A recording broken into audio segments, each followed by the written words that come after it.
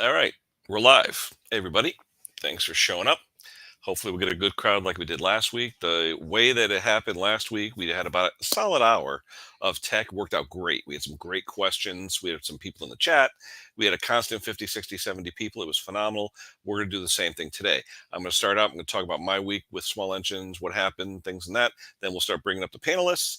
They can talk about what happened with them, and then we'll start answering questions that you guys either put in this chat or you put into the chat of the announcement for the stream. And there's a few of those as well. We did answer a lot of them in the chat, but we'll go through them again here. So in case those people that were in the chat asking those questions, they can see us and talk to us and everything else. So anyway, remember to hit that like. Thank you, Klaus. Okay, this week, what happened with me? Had a snowblower, had a John Deere snowblower, which wasn't really a John Deere. It was said John Deere, Molina, Illinois, then underneath, made in Canada. And I'm like saying to myself, made in Canada. And then I looked at it, it was actually a Noma. And the reason I know that was Noma on their auger brakes, if you will. They use a V-shaped piece of plastic on the idler arm that puts the load onto the belt. It's a V-shaped piece of plastic that locks into the V groove of the pulley to lock the auger, so when it's idling or even at full speed without being engaged, the augers won't spin. There was a little bit of a tragedy a number of years ago that I heard about where a guy didn't replace that brake shoe and the augers were constantly spinning, and unfortunately his cat walked by and got sucked into the snow thrower. So not good. So all I'm saying is, when you guys are working on snow throwers, if for whatever reason you have too small of a belt, it's not adjusted properly, or you don't have the proper brake shoe, or the brake shoe is bad. Some snow throwers, the brake shoes are worn out and they won't work.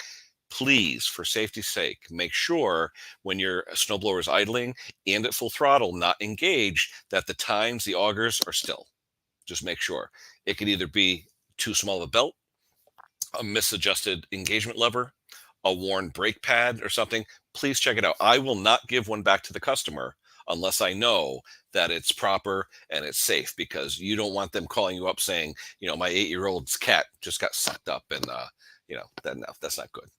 Anyway, what else happened? Oh, I had a viewer and a commenter on one of my videos where I did the grease line rejuvenator. I did a video on that last week, and I got a lot of great comments on that, where this same John Deere / Noma snow thrower, the grease fittings were like locked up solid with paint and everything else. And sometimes you could take like a nail or something and put it in.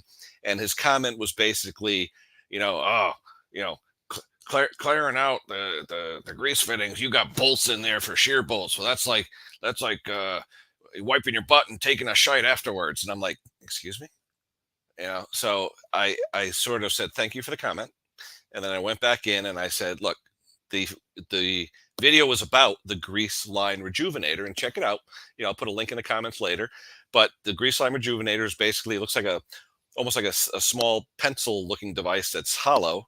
You put a rod in it with an O-ring, you put some Croil or some kind of penetrating fluid in it, and you literally inject it under thousands of PSI of force using a hammer, and it frees up the fitting and the grease line. So then another guy gets on there. Well, let me explain. I talked to the guy first about the bolts. I was like, hold on, guy. Toro, on some of their older units, like 521, 621, 624, use grade 2 bolts. They don't have special shear bolts on some of their older throwers. As long as a bolt is grade 2 or less, meaning less hardness and all that, it'll work fine. Do you want to use the exact shear bolts that came with your machine if it's required? Sure. But can you use grade 2 bolts in a pinch? Absolutely. I use them all the time. So, but one thing to remember when you're using bolts with like lock nuts on the end, don't tighten them so tight that it acts as if it's a single assembly. Give it a little slack so that the augers themselves can move, so that the internal shaft of the gearbox can rotate and do its job and shear the pins. Okay. So, what else did I do this week? I got another unit in, or that particular unit, the belt, what was happening was the snowblower wasn't spinning. The auger wasn't spinning. He had a 38-inch belt in it. Well, John Deere, in their infinite wisdom, like everybody else, or Noma, I should say, the factory belt is probably 36 7/8. It's a weird size. He had a 38-inch belt. It was too loose. It smoked. I had a 36-inch belt. It was way too tight. It would barely go on, and it would keep the thing spinning. So I went to Tractor Supply, bought a 37 belt, and it works good. It's just that when it's running, it would do this. If sometimes you see belts like fluttering a little bit, and it was hitting that plastic brake shoe, and it was going to start wearing the brake shoe. So I adjusted it so it stopped fluttering that much, and it worked good, and everything was fine. Customer's happy. But I did say to him, make sure you don't if the auger keeps turning while it's idling or running, there's a problem. Call me. We'll make sure we get it fixed. But that's it for me for the week. Any other comments and stuff? We'll talk about it maybe later on. But let me call up the first panelist, Mr. Klaus. How are you, Klaus? Good evening and good day. Good evening. How was your week? Well, it's been quite good actually. I have been working on a little portable compressor with a small 6-liter tank on it, one of those silent things, and it's been kicking me around for quite some time. Mm-hmm. It ended up being a compound issue with a bad pressure switch mm-hmm. and a leaky head gasket. So but now it's all working. I didn't do a lot of compressors, and I'm not going to claim that I'm any good at it, mm-hmm. but it's working now. It's nice. So now, is that a for sale item, or is that what's that going to be? I'm still debating. Mm-hmm. Space wise, I should sell it, mm-hmm. but it's a nice little compressor to have just in case. Mm-hmm. We'll see.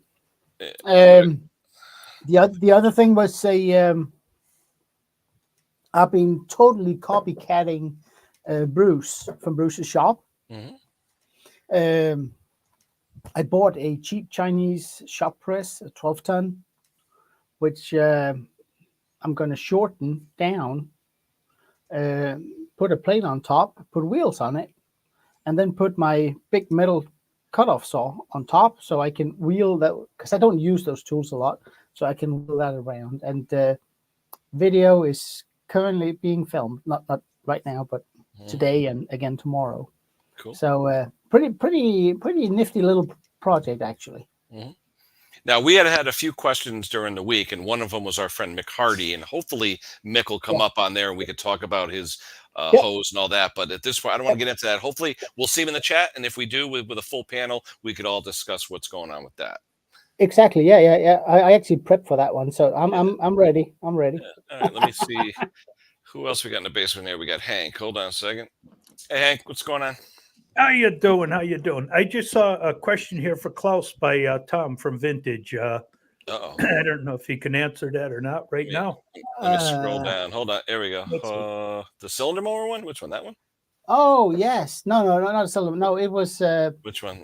Over the winter, I completely restored an old Stiga. It's a European brand, but mower. Totally disassembled everything down to its basic components. Paint, engine work, all that stuff, and it kept running rich for me. I did order a new carburetor for it. It came. I ordered a Brix carburetor, but I got a rotary carburetor.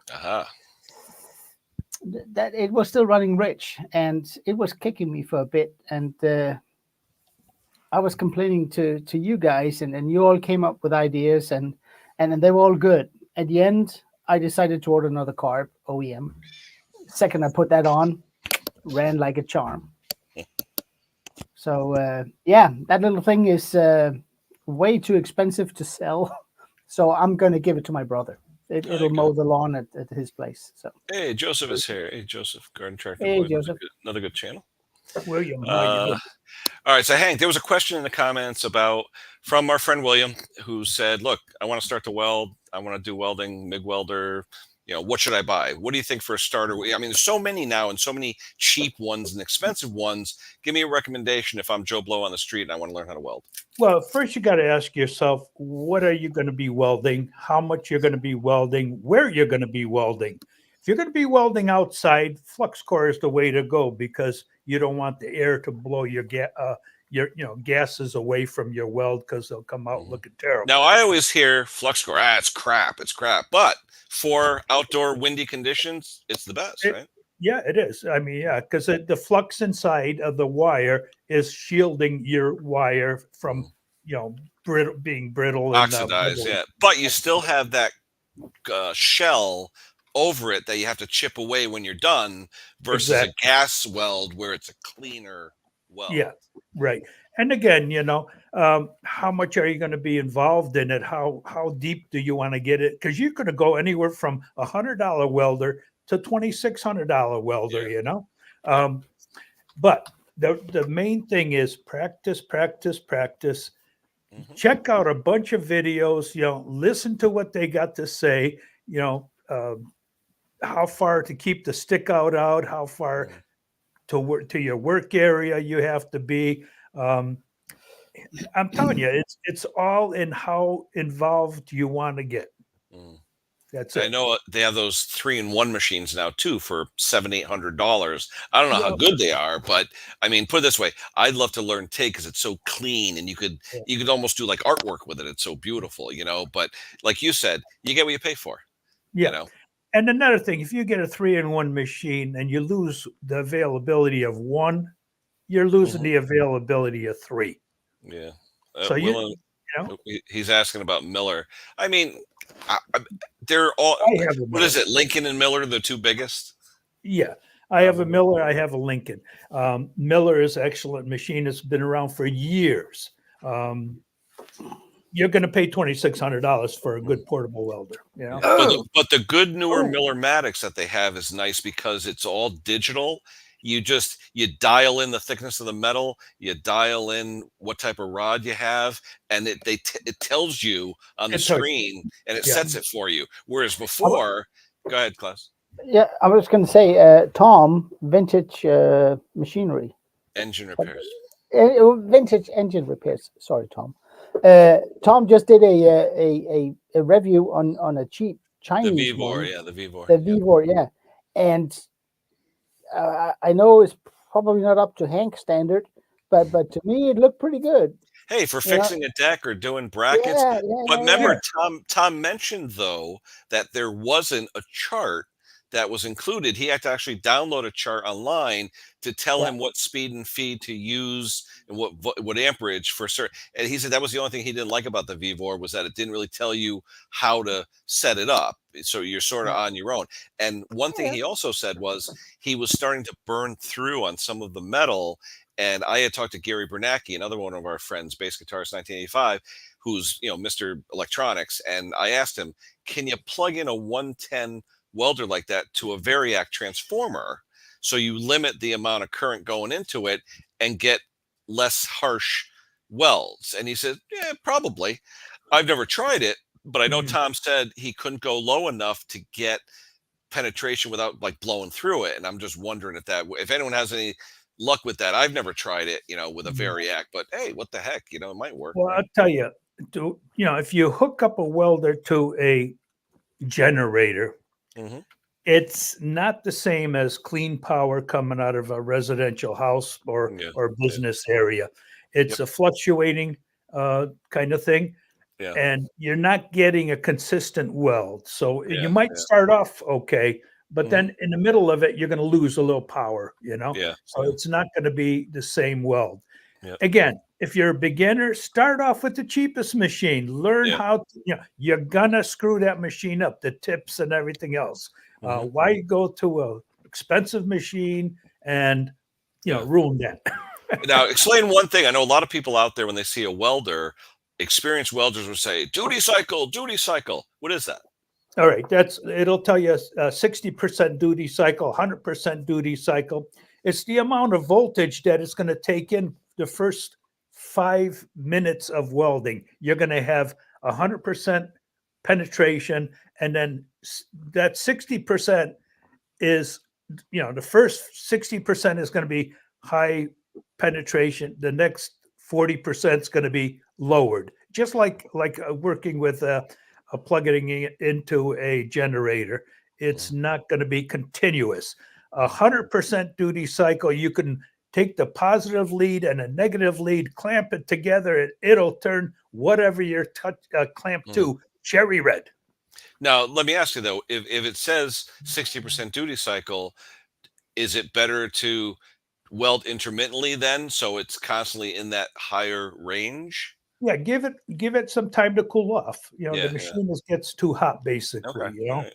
Yeah, because if you got a 12-foot long bead, you're not going to do it all in one shot, no, And no. eventually, won't the welder kick out? Won't it actually Oh, kick out? definitely. Yeah. Or you're gonna the circuit breaker will kick out. Yeah, yeah, But yeah. most of those people that buy these small welders, you know, the Mhm. 110s and stuff, Yep. they're to weld, they're actually tacking, tack, tack, tack, tack, Yep. tack. You know, it's not a consistent weld. Yeah.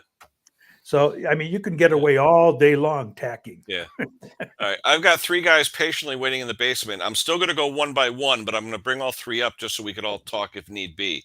All Okay. right. The person next is going to be Bruce, and then we'll have Wayne, and then we'll have Brock. So 1, 2, 3. All right, Brucey, you're up. What's Hello going there. on? Who How's everybody?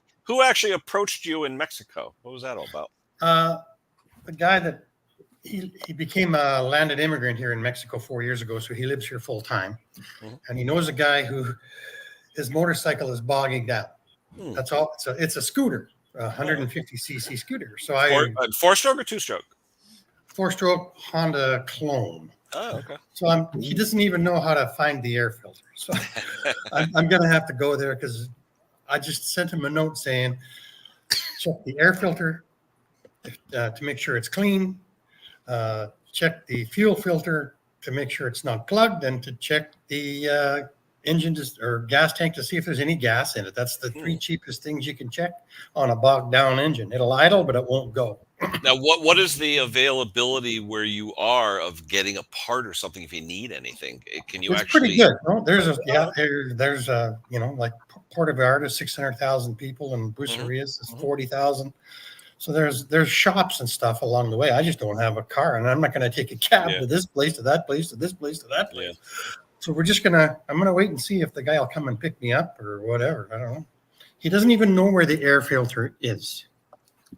Yeah, that's all right. One thing I would check on those, especially on the Chinesium Honda clone scooters, check the valve adjustment, because a lot of times, and when they're out, it just won't run right. Yeah. I've also seen head gaskets on those too, where the head gaskets blow and they're not getting full compression, but you could hear it going. You hear the head. Yeah, and it's a hot climate here too. Yeah. All right. So, all right, let me get on. Next would be Mr. Wayne. What's going on? Hello, boys.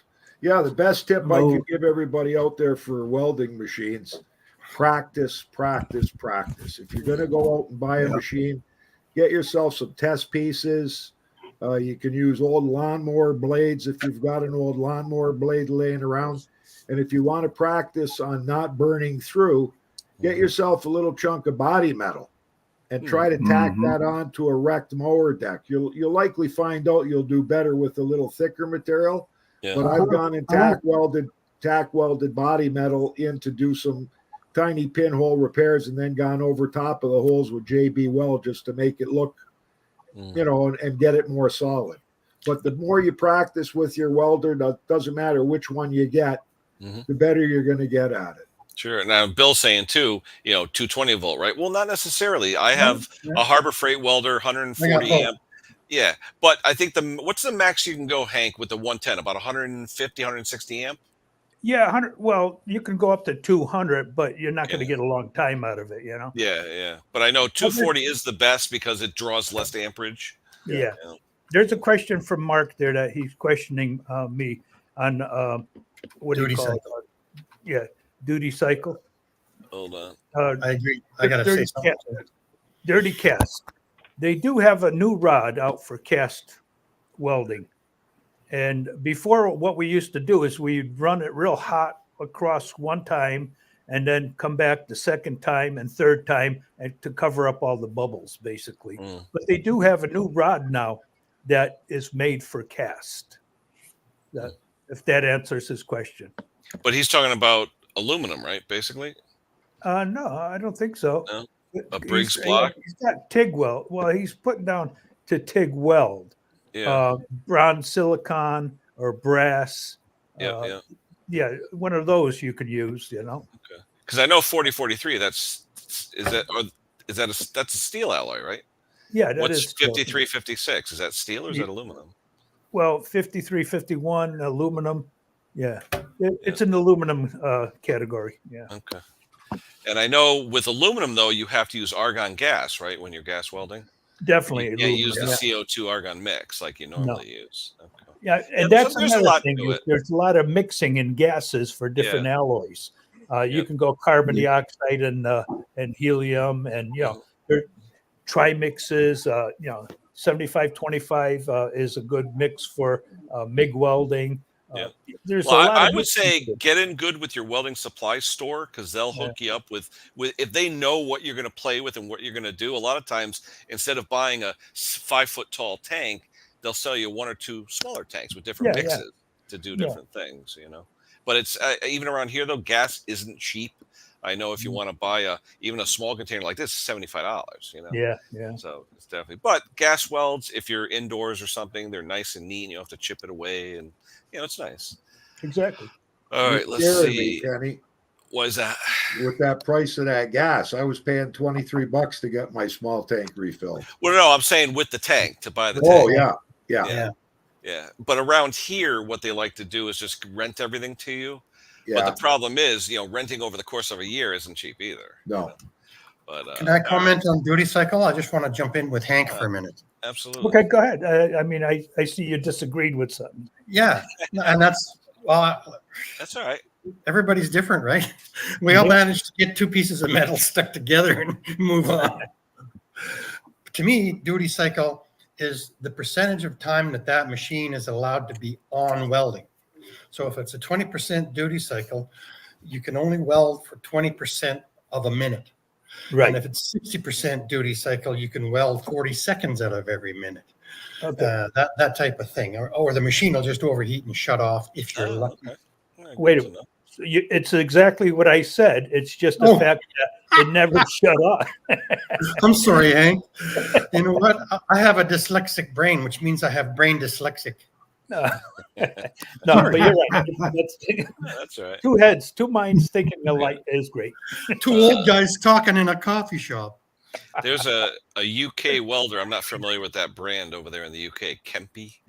Oh yeah. That's a good brand. But 5 millimeter. I think it's Finnish. Is it Finnish? Or something? It's really good stuff. It's up there with ESAP, and that's another. ESAP's pretty big in here too. Cool. All right, Brock. Brock, you are on, my friend. Oh, hello. Yeah, I just got done doing that generator the other day. That was interesting. That was. Next, I picked up a riding mower. There's a Kmart, one of those GKs or whatever it's called. From Kmart. Yeah. Yep. And it's been sitting for 2 decades. They said so. Be pretty. No problem. Pretty interesting to get it running. Yeah. Well, that's like that. Yeah, the lady worked all of her life. Yeah, yeah, the lady worked all of her life. Just right up the road at Kmart, and she's got dementia. I was talking to her son, and she wants to get rid of the things in the shed and the garage and that. But yeah, she hired somebody to do it because she works so many hours. She bought it 15 years ago and only used it a couple times, and then it's been in the shed ever since. Oh, it's been in a shed. You're lucky. Well, mice like sheds. Yeah. Yeah. I immediately started looking for mice. Yeah. Immediately. Yeah. William's asking about MIG like stick welding. Kind of, except it's sort of like a moving stick, Yeah. Well, I tell you, I almost took a job welding bridges, and they, fabricating bridges in the shop. And what they had was a 1/4-inch rod coming out of the MIG gun, and you couldn't stop. You just had to keep going. Once you hit a beat, the weld, you just walked with that weld. A 1/4-inch rod now, all right?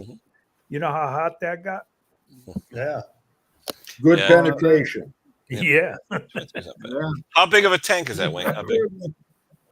How big of a tank for $23? Not one of the tall ones, about a half size. Okay. Like if you look at a big oxygen tank, it's likely half of that height. Yeah, like 40-pounder, 50-pounder. Yeah, not heavy. Garden Tractor Boy says, about, you get the first tank and then all you have to do is refill it. That's what they do here too. You don't get the full big tank. You'll get the medium-sized tank. Yeah. And you buy the tank and you keep refilling it. The problem is when it becomes aged, like a propane tank, they'll probe it. And if they probe it and they find any cracks in it, they cut it and throw it away. Now you lost that tank. But that's the pros and cons of renting or buying. Yeah. Well, when we buy ours, we just take that tank in when it's empty, and they give us a brand new tank filled with gas and charge us $23. Okay, if you're just so we always got a new tank. But originally, we bought the Lincoln MIG welder off of the neighbor for $250. Wow. It was a great deal because it wasn't really feeding wire properly. And what we found out is one of the pieces of wire was stuck inside of the cable feed. So the one time we were changing wire and 2 pieces of wire were coming out, we yanked the one out. Works like a charm now. One thing I remember on a MIG welder, that when I bought my cheapo Harbor Freight years ago, the wheel for the feed is grooved for 2 different size wire. Make sure you know what wire you're using and that you have the wheel the right way, because if you flip it to the one that's the larger wire, it slips like crazy. Yeah, 30 and 35 usually. Exactly, So that was the thing where mine was slipping. It's because I had the wheel turned the other way. And I think you got to watch. There's normally a label on side of the lid that you lift up for the wire on which way you feed the wire from the wheel into the feed wheel. Under, not from the top. All right. We got Brett in the basement. Brett, what do you got to say about small engines this week? Hey, Brett. Had a couple winters this week. Do tell. I had a little lawn boy that I'd gotten ready for sale. 2-stroke or 4? Hey, when I say lawn boy, I don't mean this Toro wannabe. It was a 1974. Oh, wow. Now, was that the brick engine, the gold brick engine? Was it still green? No, it was a white top. Oh, white top. Okay. But White a brick top, engine, right? The white brick top engine? on a green deck. Yeah. D600. Yep. So it had that funky long ignition pack on it. Well, I had needed carburetor parts for it, and John. I had to obtain them. I'm in a lawn boy group on Facebook, for the Nice. Now, the old one with the cork float, right? Still had the cork float? Nope, they had actually a plastic float. Oh, really? The pin was part of the float. Yeah. Huh. They only used that carburetor briefly. The float pin was in the very center of the float. It was part of it. Oh, interesting.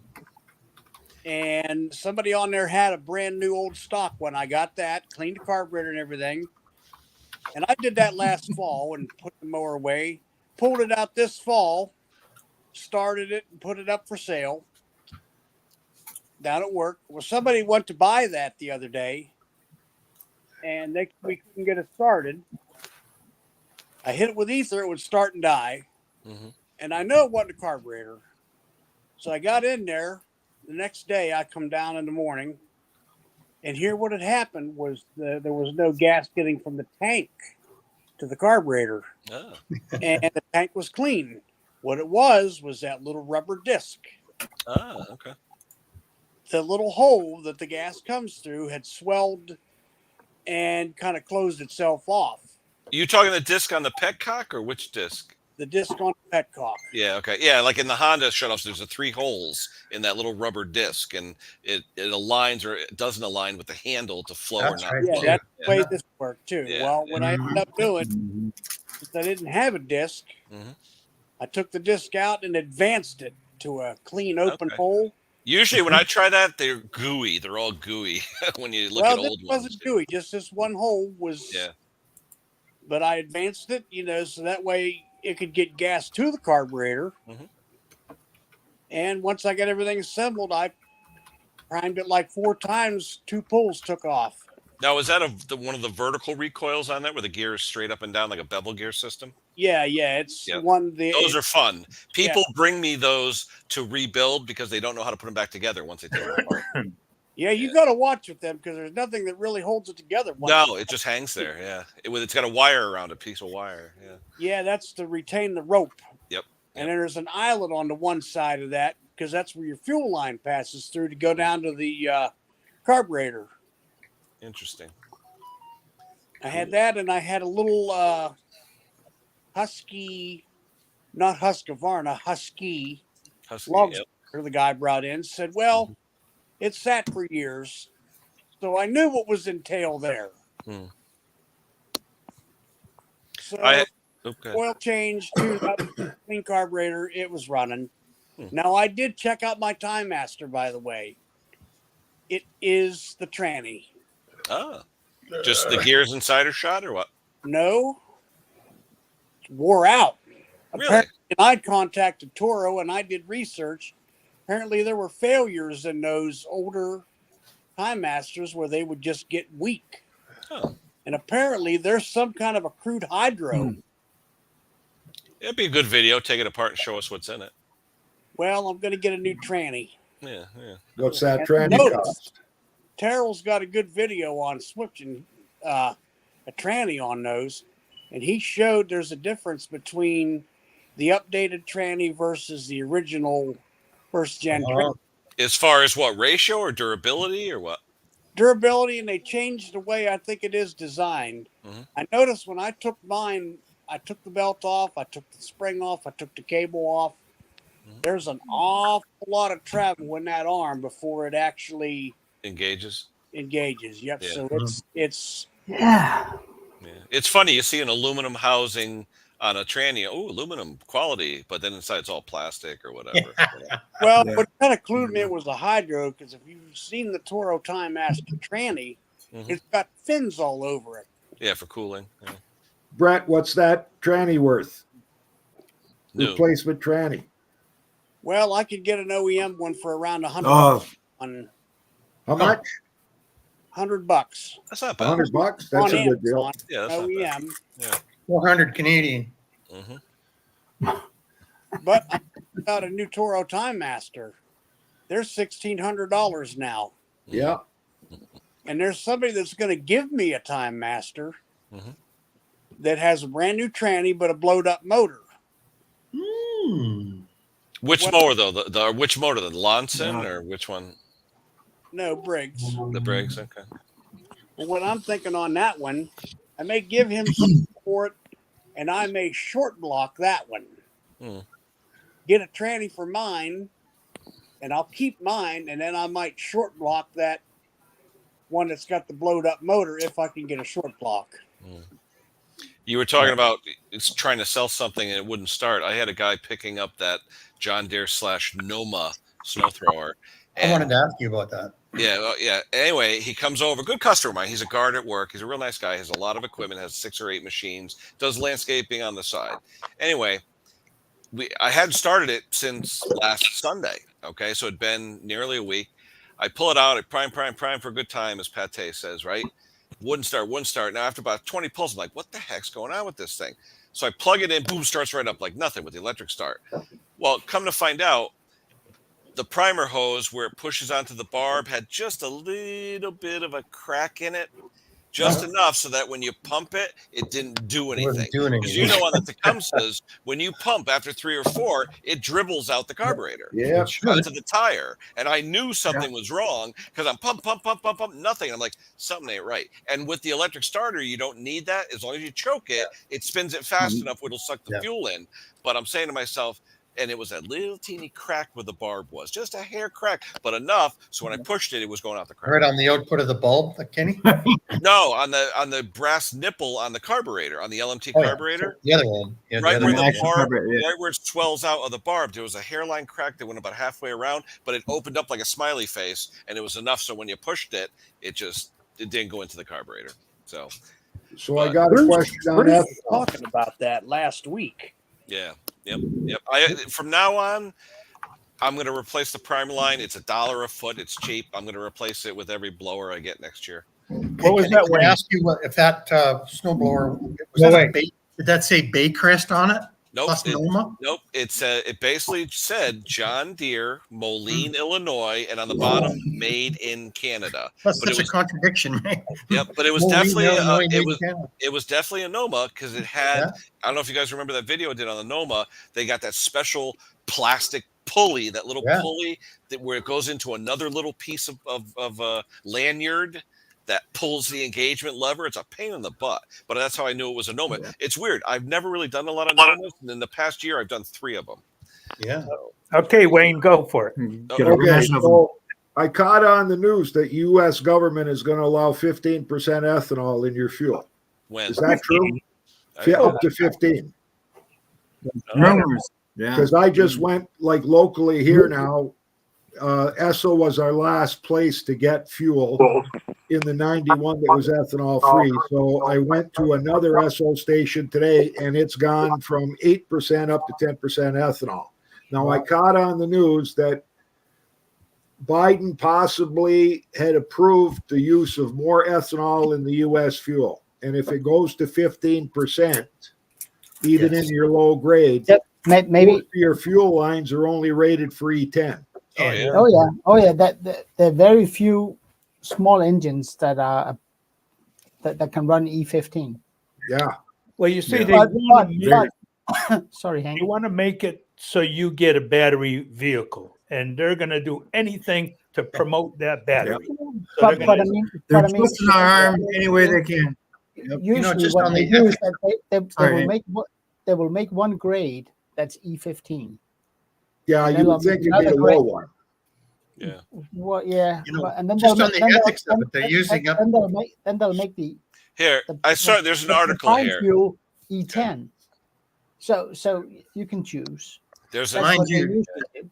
there's Yeah, an yeah. What's article. the article say, Kenny? The article in Reuters, it was last year though, in April. It says a U.S. plan for year-round sales of a fuel blend with more ethanol, known as E15, in 8 Midwestern states will likely go into effect summer of 2024. So 8 Midwestern states. So not around here. We need to move to the western U.S. states because So more Well, what do money they in Well, grow? in- What do they yeah. grow in the Midwest? Right. corn. There Corn. you go. Yeah. So corn. Yeah. Yeah. they want it, they could have it. So It really, we should get the people, from Oxfam and that involved in this because we're using up great agricultural land to put into Yeah. gas tanks instead of mouths. crazy. Come on, guys. Yeah. Yep. Ugh. Yeah. But I We all had agree on that. We all I mean, Pat says here that Biden doesn't know what day it is. I don't know if that's related to the E15, but they're talking about it over here too. So it's not only a U.S. Yeah, it's everywhere. It's not just Mr. No, Biden. it's- It's No. everywhere. Yeah. Now, I had the The same gist- customer who brought me that John Deere Noma. He had one of my favorites, Bruce. He'll have a Homey Homelight chainsaw. Okay, but the small one, the XL, the little ones. All right, Yeah, the Super the XL, XL. the Super XL, little one. And what happened was he took the bar off to change the chain, and the chain tensioner basically is a 3-piece unit where you have the screw, you have the rectangular shaped nut that travels up and down, but you have an E-clip, an E-ring that holds that assembly together so it stays in the plastic housing. Well, I guess the E-ring flew off or something, and he had loosened to such a point where the screw came out of the nut and it fell on the ground and he couldn't find it. So he dropped it off with me yesterday, and I go, what's missing? And he said, I can't figure out what's going on here. He goes, I don't know how it goes back together. So I printed him a little parts list and I showed him the parts. He goes, well, I got the screw. I go, what about the nut? Nope. So what about the E-ring? Nope. I'm like, okay. He goes, I'll drop it off. It's all right. So Top Conquer got a bunch of them laying around his shop, Kenny. Oh, yeah. I'm sure. Like I said, take a Ziploc bag with some rare earth magnets, throw it under the bench, and you'll find everything. Oh yeah. Hey, I want to give a shout out to my buddy Tom, Small Engine Repair. I've been struggling. You guys know this because you're my friends with editing. I'm not the best at it. In fact, I suck at it. Okay. I bought software. you do. Yeah, I've you're right. tried. Thank you, Klaus. I've tried all different ways of editing this and that. And I mean, my videos are okay. Don't get me wrong, but it's not the quality of like a Stella or a Tom video. Okay. No. So this morning I'm sitting there, and Tom and I, we talk almost daily, and he says, mate, you got to try this LumaFusion. I'm like, yeah, but that's supposedly only for Windows, And then we're looking online. He goes, they sell a version for Android. I said, yeah, but I got a PC. I go, wait a minute. I got this Samsung 10-inch thingamajig here. And I said, it's Android. And I said, maybe I can download it. Anyway, on sale. It's usually $30 for the software. It used to be free. Stella, Yeah. I'll be with you 1 minute, Stella. Stella's in the basement. Actually, hold on. Right. Anyway. She's dying to get on. No, it's okay. So anyway, I downloaded this Luma, and good that Stella's here because Tom and Stella are pros at the Luma Fusion. All right. And I downloaded it, and within a half hour, me and Tom were doing like pro quality video editing. I'm like, oh my God. I'm like, this is so easy.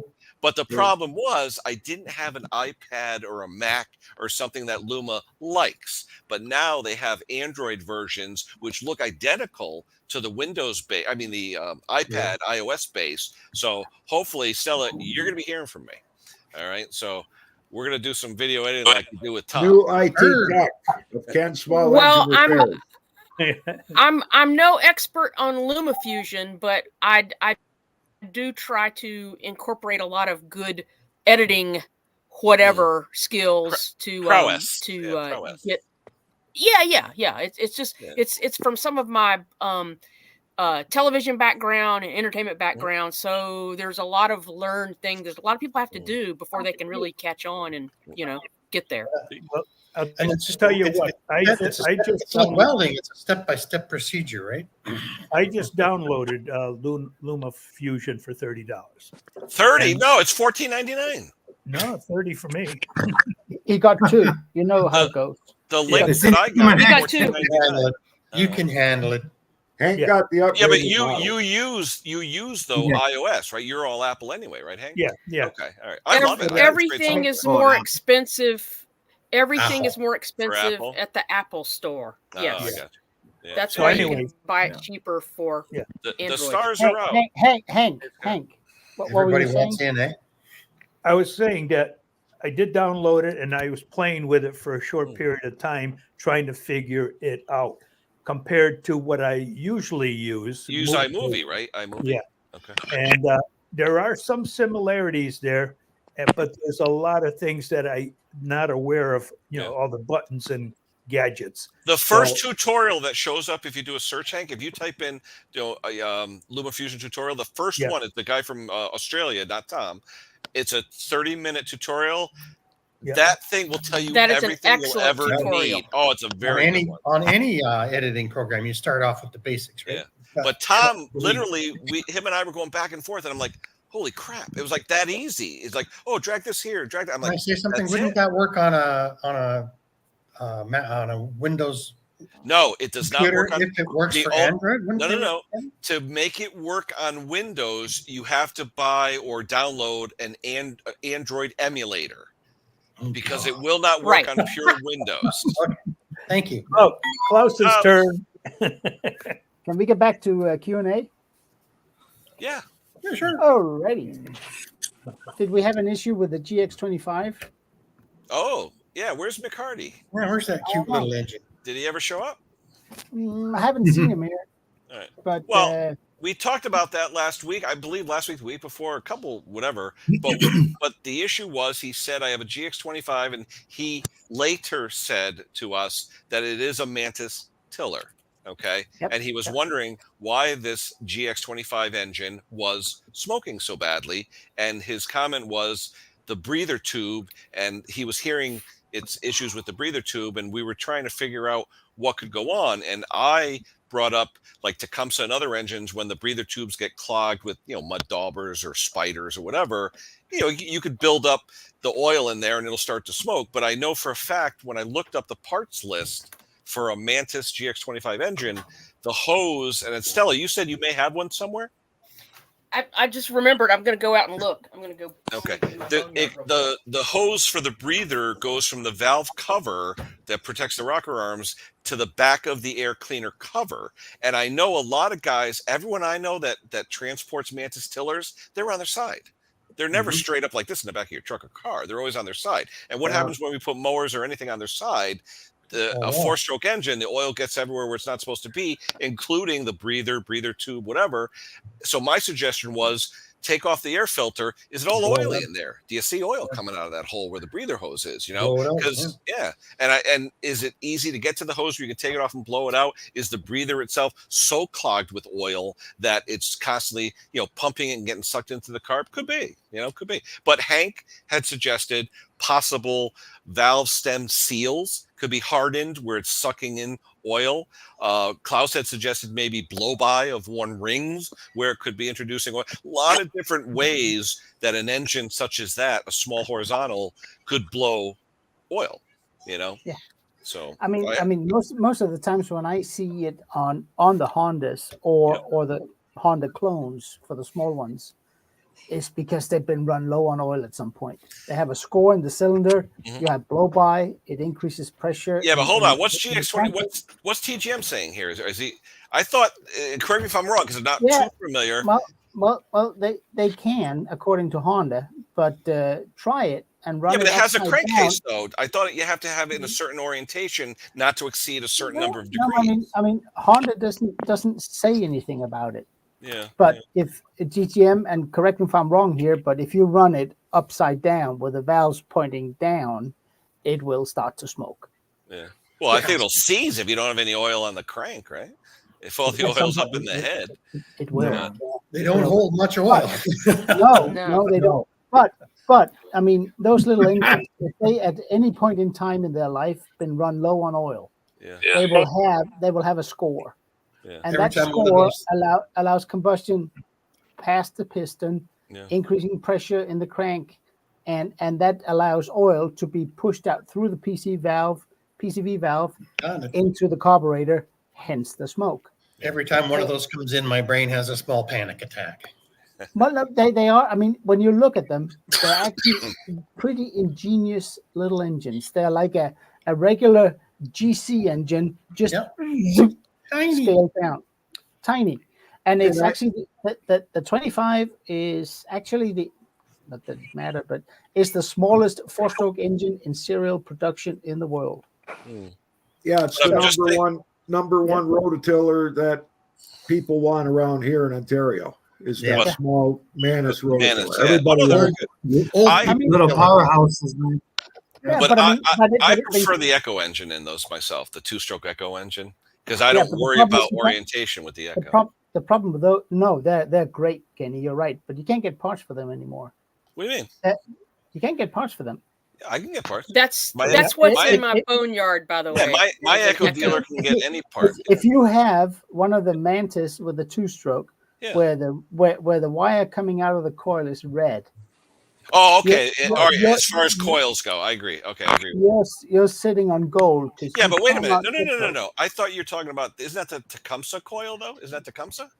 No, that's right. It is Echo. Okay. Komatsu. The red wire. It's basically an Echo. Koretz. Yeah, that's the old style Echo. Yeah, the old style. Aren't Mantis still being made with exactly the same parts they originally started with? It's one of the only engines out there that's still original. Hasn't been modified. No, not the Mantis. The tiller. Yeah, the tiller.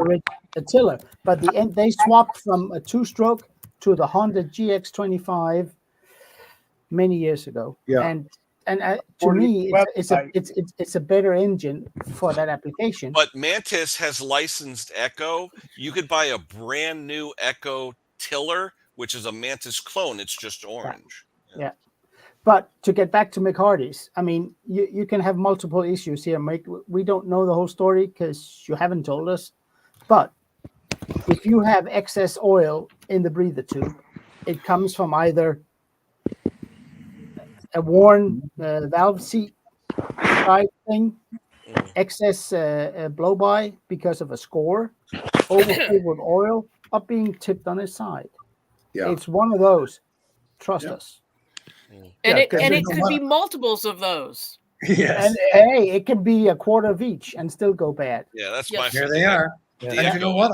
I mean, they are sweet little engines. They are. Yeah. Can I jump in? They've actually been more repairable than I would have ever imagined.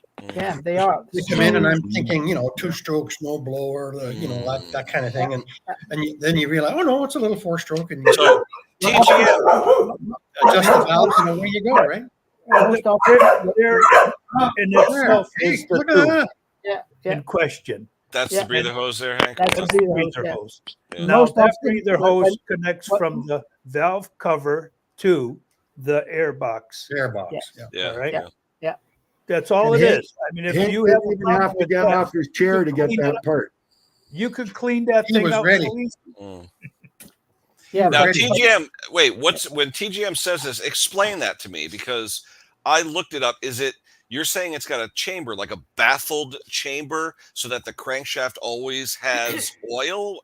Explain that, because Yeah, please. if it's not a sump, what do you mean by chamber? The only thing when he says chamber is it a baffled chamber, so it never loses when you. I've never tilt it? taken one apart.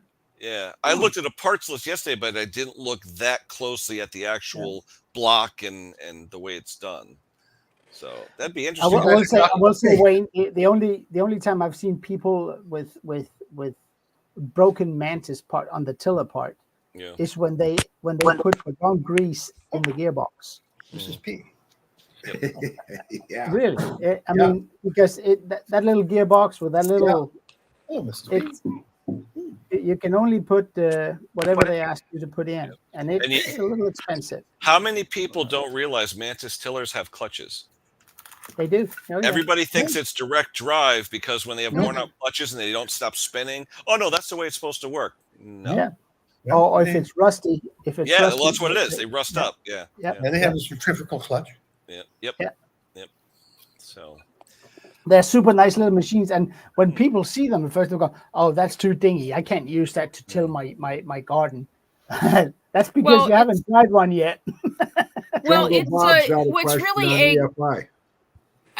it's a cultivator is really what it is. It's not meant Yeah. to Pretty much. do It's not. furrows and You're not yeah. gonna you're not gonna loosen up rock hard soil with it. No, You're gonna no. till up your flower beds and your mulch and all Yeah. that. Yeah. And, Right. and a lot of people, they think tilling a garden is going down a foot and bringing up that subsoil, mix it in with your good soil. Well, yeah, with a 10-horse Troy built cast iron tiller, yes. Yeah. Don't Yes. do that.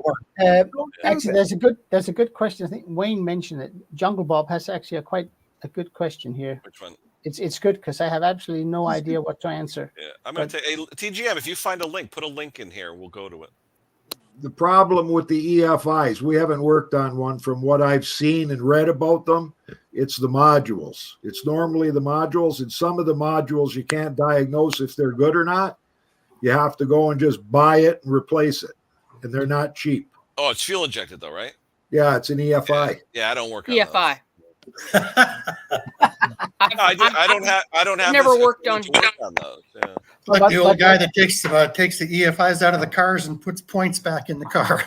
Yeah, that'll be the one I think that's got the throttle control is just a dial, Yeah. right, Yeah. Jungle Bob?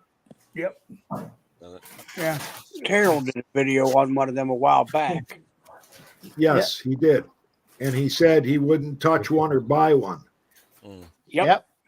But that's so And typical. matter of Yeah, fact, they're making it way more too complicated than they have to. Well, not only that, I think on that video that he did, something like 75% of the parts that you might not were no longer available. Yeah. That was the big issue. Rock, you're muted, buddy. Yeah. Hold on. So again, Brock- if Brock, you're you're going to still till a muted. garden, don't bring up the subsoil. Stay 6 inches above where you can. Hold on. Yeah. TGM, hold on. I just gotta answered him. Yeah, I just said you can email you and then Yeah, you even can- because you have to be a moderator to post. I forgot about that. Yeah. right. Yeah. Yeah. Yeah, just shoot No, but me I an mean, TGM, I have no doubt that you're right, and it has an oil area instead of a sump. But when you run them upside Oh, down, they Look do what tend to look what smoke. Scott says. Our friend Scott. Look what he says. Yeah. Hey. Good Yeah, point. Push versus pull. Is that what it is? No, it's the way they're designed that maybe, yeah. Huh. Because you have the 90 degree where it goes like at 90 degrees. Or Scott, whatever. I did not know that. That Yeah, hey, well, one I'm one learning pushes tonight. it toward the center and grinds it all up. The other pushes it outward. Then, right? Yeah. Don't do that on a snowblower. Why not?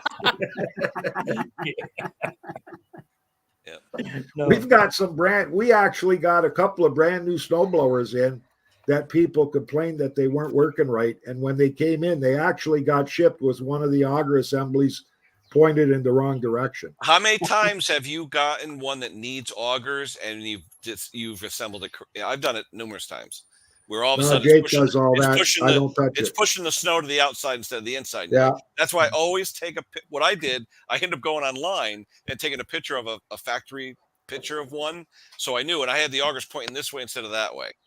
So, Yeah, that's why when you take them apart, you put this auger over here and this auger over there, and Yep. when you put it back together that same way, Yep. you don't So mix them up. you can't flip an auger around. No, grab dirt. It has to go. Hey, Okay. there you go. One way grabs dirt and the other way slaps dirt. There you go. There you go. Cool. Oh, stars are out. There we go. Steve. Okay, so what I did with Hi, mine Steve. was I put my augers on a broom handle, and then I put a little piece of wood or something, and I made sure that it went the right way before I put it on. Are you flashing a Mexican tortilla chip right in front of us there, No, bro? it's just chips to keep me alive. Ah, where the salsa? Nothing. Push, push, push, push. All right. We're almost an hour. I mean, in all honesty, Mick Hardy, I hope when you see this that you got what you asked for. If not, write one of us. We can't hold your hand through the repair, but we can give input. Yep. Hey, Steve, what's this about outboard motors now? You changing your business? What's going on? yeah. He's a taste tester now. He's going fishy. Something about fishing. outboard motors. Yeah. We got an outboard motor guy here, Brett. There we Yeah. go. Yeah. All right, we got our friend Robert in the basement. Now, Robert, here's the rule. You can come on panel, but you got to talk something about what happened to you this week with small engines. So you ready? You're on. What's going on? Yeah. Hey, Robert. I You got a went- little yeah, I went backlighting yesterday. Hey, there. Robert. What happened this week, Robert? Anything with small engines? What's going on? There you go. Yeah, I went to the Ace Hardware and got the other two belts for the Poland XT and the YS 4500 mower. Factory And, belts or aftermarket belts or what? They're made by Rotary out of Glenville, Georgia. Okay, yeah, rotary's decent. Yeah, not bad. Yeah, I now like rotary. ordered two hydro transmission oil filters for the GT tractor. How many tractors do you use, Robert? Do you use one or two, or what do you use? I swap up. Yeah. Oh, and my GT, I'm having issues. I'm having to constantly wiggle the fuse to get the lights to come on and the thing needs to turn over. I don't know if I got the fuse in deep enough or what. But is it using AC for the lights or is it using DC? Do you know?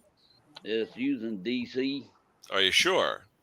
Well, Because a lot of I times know. on tractors, Robert, Dial going if you up. look at the two wires coming out, does it have a separate voltage regulator on it with the rectifier, or is it just the two wires coming out of your engine flywheel area with one with the bulge in it for the diode? Yeah. Well, I know on the GT, the Kohler engine has a voltage regulator. Okay.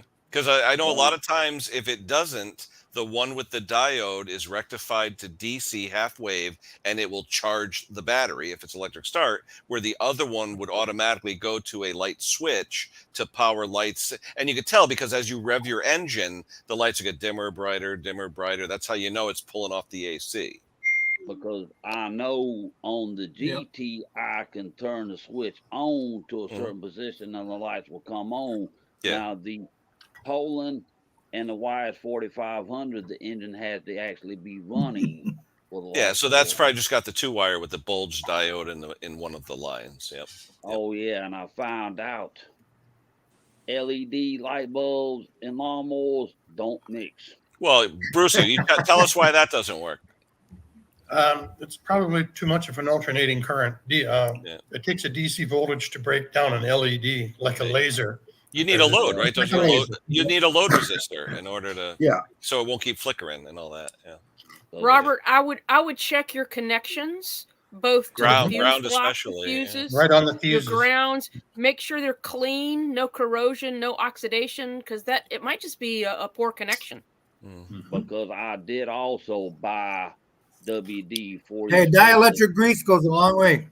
Yeah, well, I also bought WD-40 Specialist Contact Cleaner. I found that at Walmart. They But said it might be Well, the pressure you- on the connector, not so much if it's loose, it won't connect. yeah, Right. because you I want to be know- careful about contact cleaner, because if you put it in things like switches and whatnot, it will take away The lubricant the that's in there. silicone lubrication that they Yeah. put in a lot of switches and that sort of thing. So be mindful of using contact cleaner, Yeah. because you might have to then replace whatever the silicone grease is that keeps it lubricated. Yeah. Because I That's know when I go to remove the hood from either of the three, now with the XT, those wires had to be hardwired because somebody let the wire get near the muffler. But now on the YS and the GT, I can unplug the lights from the connection to be able to take the hood off. But I'm like, that fuse. Last time I had trouble with it was when I was coming home one day and the engine just shut off. Mhm. And But usually on those tractors, though, I don't see fuses on the light circuit. Usually it's on the ignition going to the harness. coil, going to the starter solenoid. Usually those yellow 20 amp fuses. Well, the one in the GT is a 40 amp because that in itself, if it's not working, Popular. it won't turn the engine over. I have to wiggle I thought it was the switch, so I replaced the switch. But then I'm like, I find the fuse and I wiggle it, and the thing will start right up. Hey, Robert, if you want, you're talking about the pull-on mainly. Well, no, it's the Craftsman. All right, what I'm saying is Exactly. if you put the model and serial in the comments here, put the model and serial number, we could look up the wiring diagram and tell you exactly what's going on. Maybe not right now, but if you put that either in the comments here or later on. Yeah, and $20 will make it all happen a lot faster. Yeah, that and an IPA and a couple of Bloodbath wants to know if 212 cc's is the most common engine. Well, it's probably the most common sold at Harbor Freight. In some areas, yeah. Yeah, I mean, 212 is 6.5 horsepower, and that's used in 60% of snow throwers and mini bikes and all that stuff. Oh, and I did look up. There's another engine manufacturer. It's called Alpha Works. It's kind of like a Predator, except the blower housing is blue, and the gas tank. We had mentioned that last week. What was that blue one, Hank? Remember, Power something? What's the name of that one? The blue Predator style of engine that you get. I think Northern Tool sells those. Power Fist. No, well, there was one also on Amazon that was blue called the More power. Yeah, there's one. I know. Brock had a more power old one last week. Yeah, Northern sells a few of them. Yeah, because like I said, Duramax. What's the blue one's called? The Power Fist here. at Princess Duramax. Power Fist. Yeah, That's right. Bella, you're right. Duramax. Wait, Klaus. It wasn't me. It was Bloodbath said that. Did you give Steve wooden shoes? Oh, Yeah, that a long time ago, yeah. Ah, Clogs, yeah. happy anniversary, Steve. Yeah, happy anniversary. I Happy can't believe you wore happy those. anniversary, brother. I can't believe you wore those for dinner, Steve. If I did that up again, Anita would slap me silly. Do you actually wear those ever? I do, yeah, I do, because they're so easy, right? That you don't have to there's no shoelaces, that you just jump in them and go. Yeah, but I hear they were initially used for muddy areas. People would use them in the mud. Is that true? No. No? I mean, they're not true clogs. Oh, I mean, the base is basically a plastic foamy material, but the inlay in the sole is wood, so it's kind of hard. Yeah, your feet tend to want to spend a little time getting used to it, but it's so easy. You see the shoes, you hop in them and you go. Don't run in them. Well, they're sort of like wooden Crocs, right? Basically. Yeah. They are. Yeah. My son And the loves one They got a lot of those in Mexico, don't they? I don't know. I mean, They got wooden shoes in Mexico. mine has steel tips, so.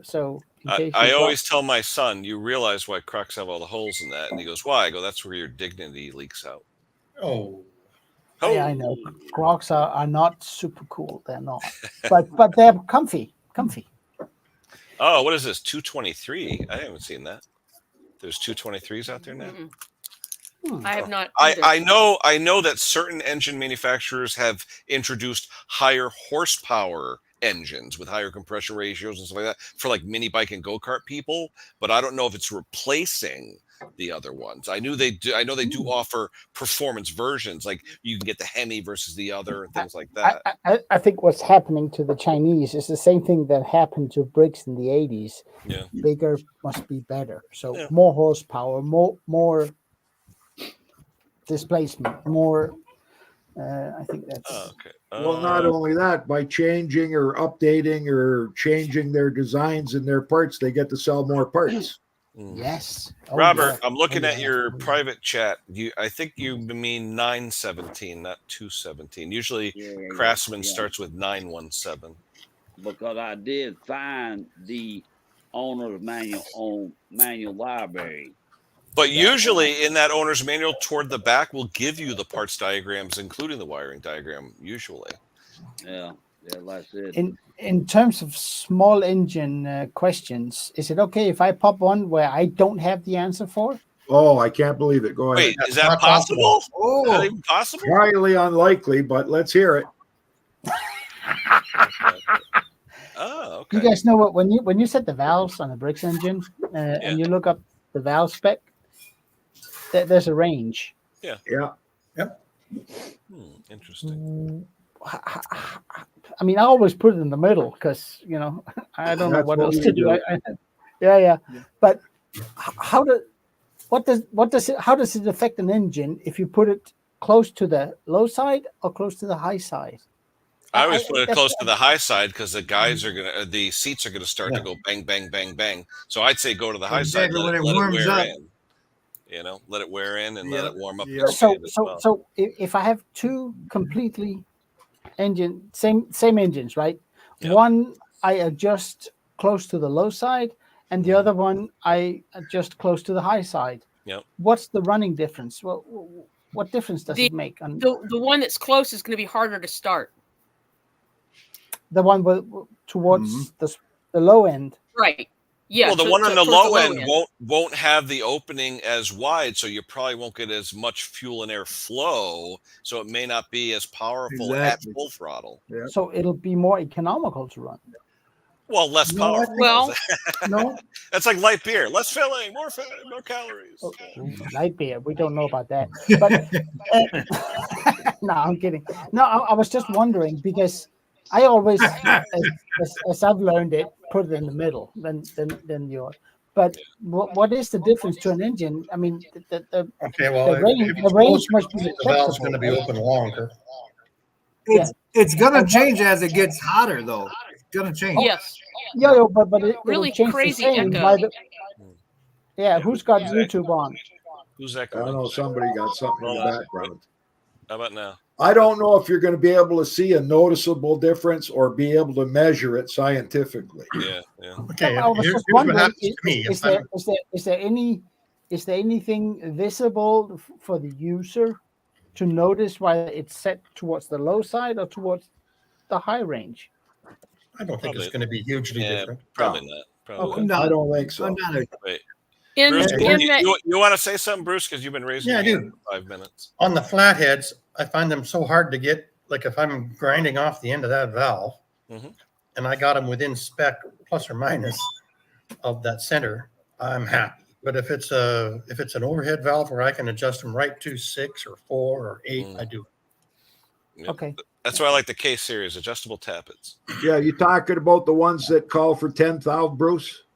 On the real old? Yeah, the 10,000. You can rebuild it to come see old engine with a 10,000 and a 20,000. Yeah, actually, you're right. Like if you're, if you're a little bit bigger, it's not making it'll still run fine. Who's asking if we're over with? Well, they actually run a little bit bigger. I mean, better when you let it open up a little bit on the exhaust side. A little tighter, yeah. Most of the time. Yeah. You give it But a if little they're- bit more. If they're within if it's 8 to 10 and I got a 9 or a 10 or an 8, I'm good. On a flathead, woohoo! I'm not taking that thing back out again. Yeah. See, now Jim's talking about CAN No, bus system. flat. That's like ring.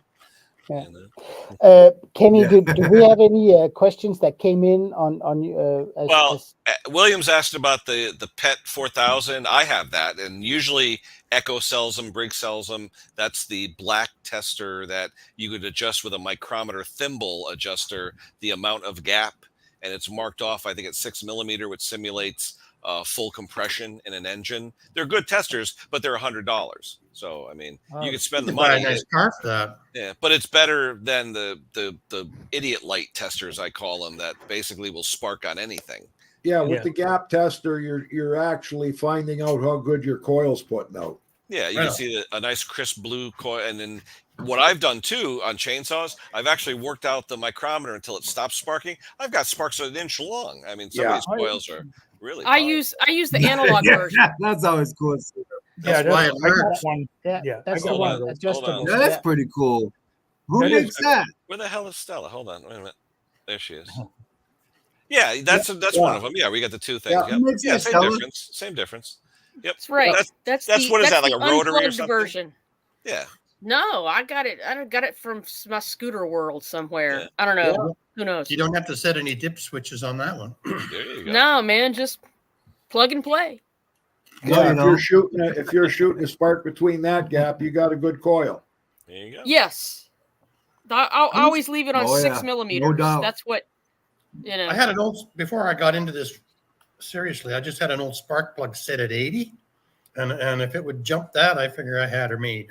Yeah, Yeah. good point. Mm. That'll do it. Mm-hmm. Yeah, good tip Back there, to Bruce. for all the tillers. people I that don't still have a use my spark dad's tester. tiller.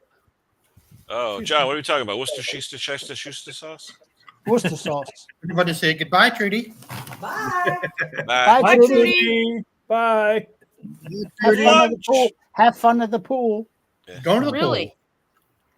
What's the temperature like there, Bruce? Is it close to like 33, 34? pool. Yeah, it's close to 30, 29 degrees Ah. and humid. Oh, nice.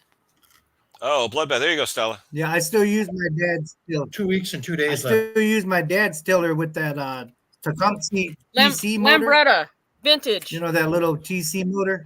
Mm-hmm. Okay, No. Oh, the I don't TC know. Tecumseh Italian one that we Use it. hate. Yeah. Stella, I'm going to have a Modelo just for you. Oh, I love it. Thank you. It's Mm. it's 40 to 1. That's why everybody hates it, you know? Yeah. Yeah. No, this guy here, GMAC I love Ted, this guy emailed me a picture of he's got a standard Walbro LMT carburetor that you see on the fractional horsepower Briggs verticals, the 14 and a half, 15 and a half, 17 and a half, those things. All right.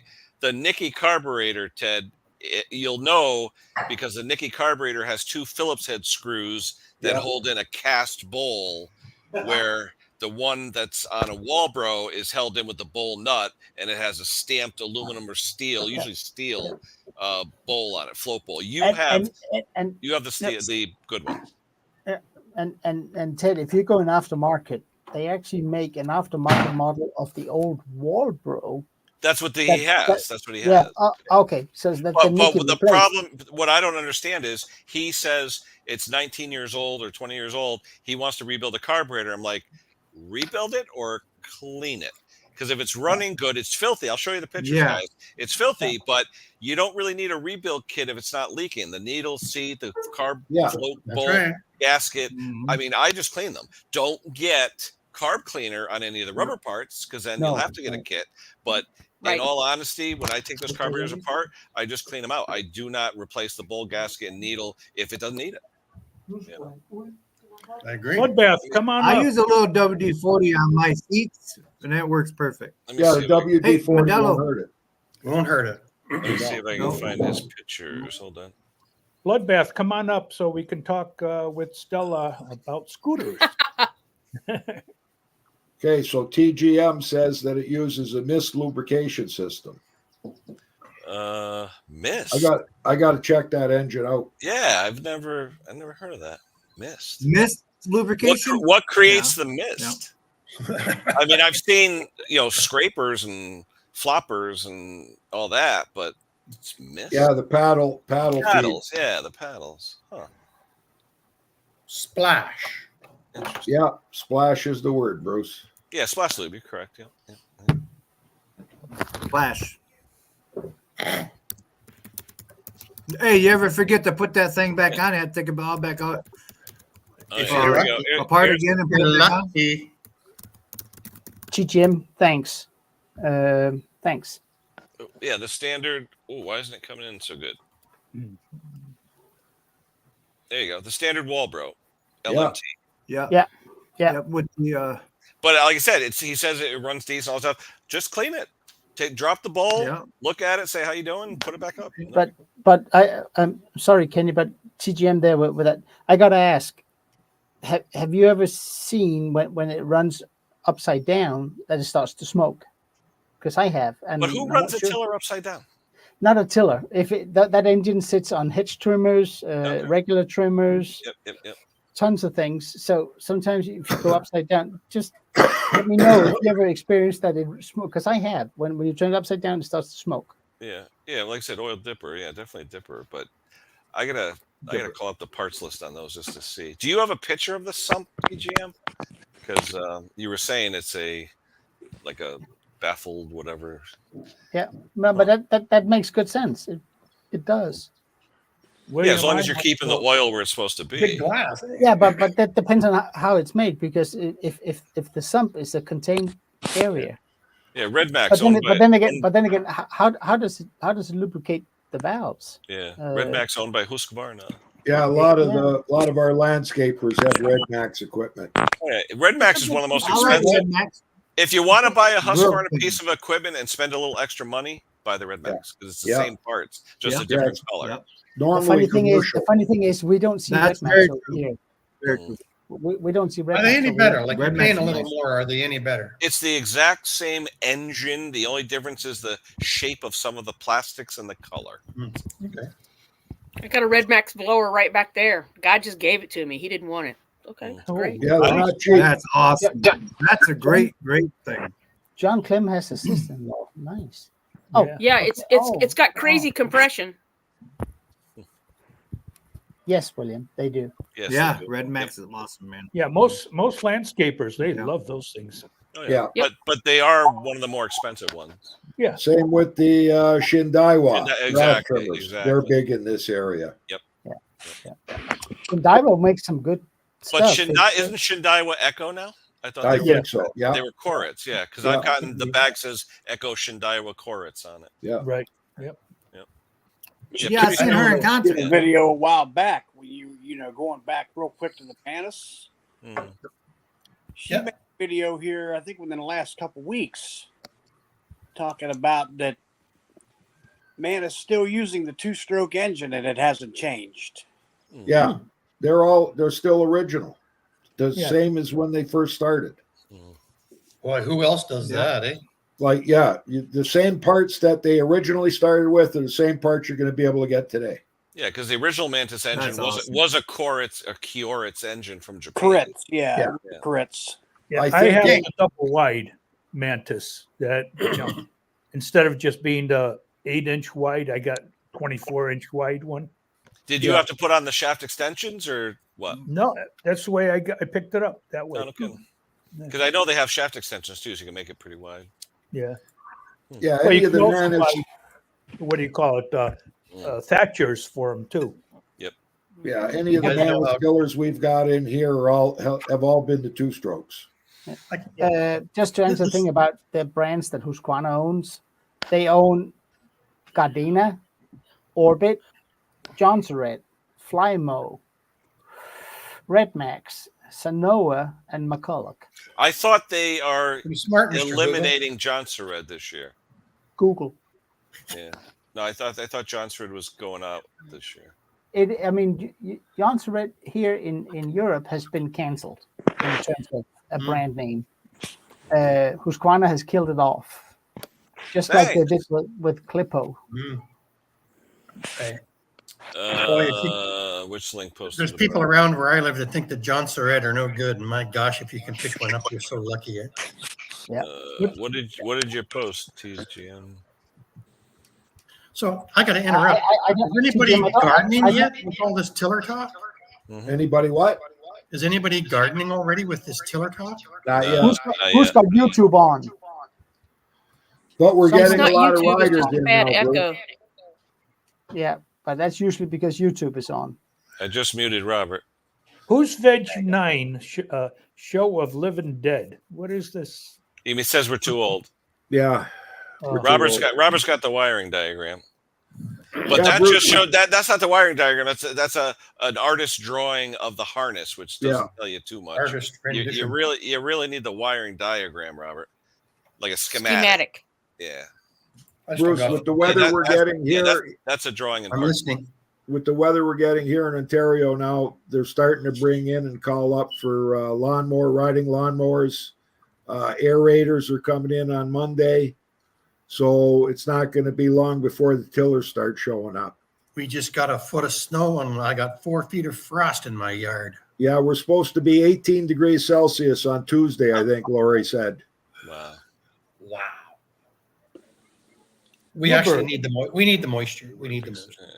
I wish I had a Bluebird Thatcher. Those are good. I love those. I got You know one in about the the back. fires we've had, eh? Wayne, you know about the fires we've had, eh? I gotta borrow that, Hank, because I gotta thatch my lawn. No. I got one in the back. What it means is hasn't been worked on for a long time. Oops.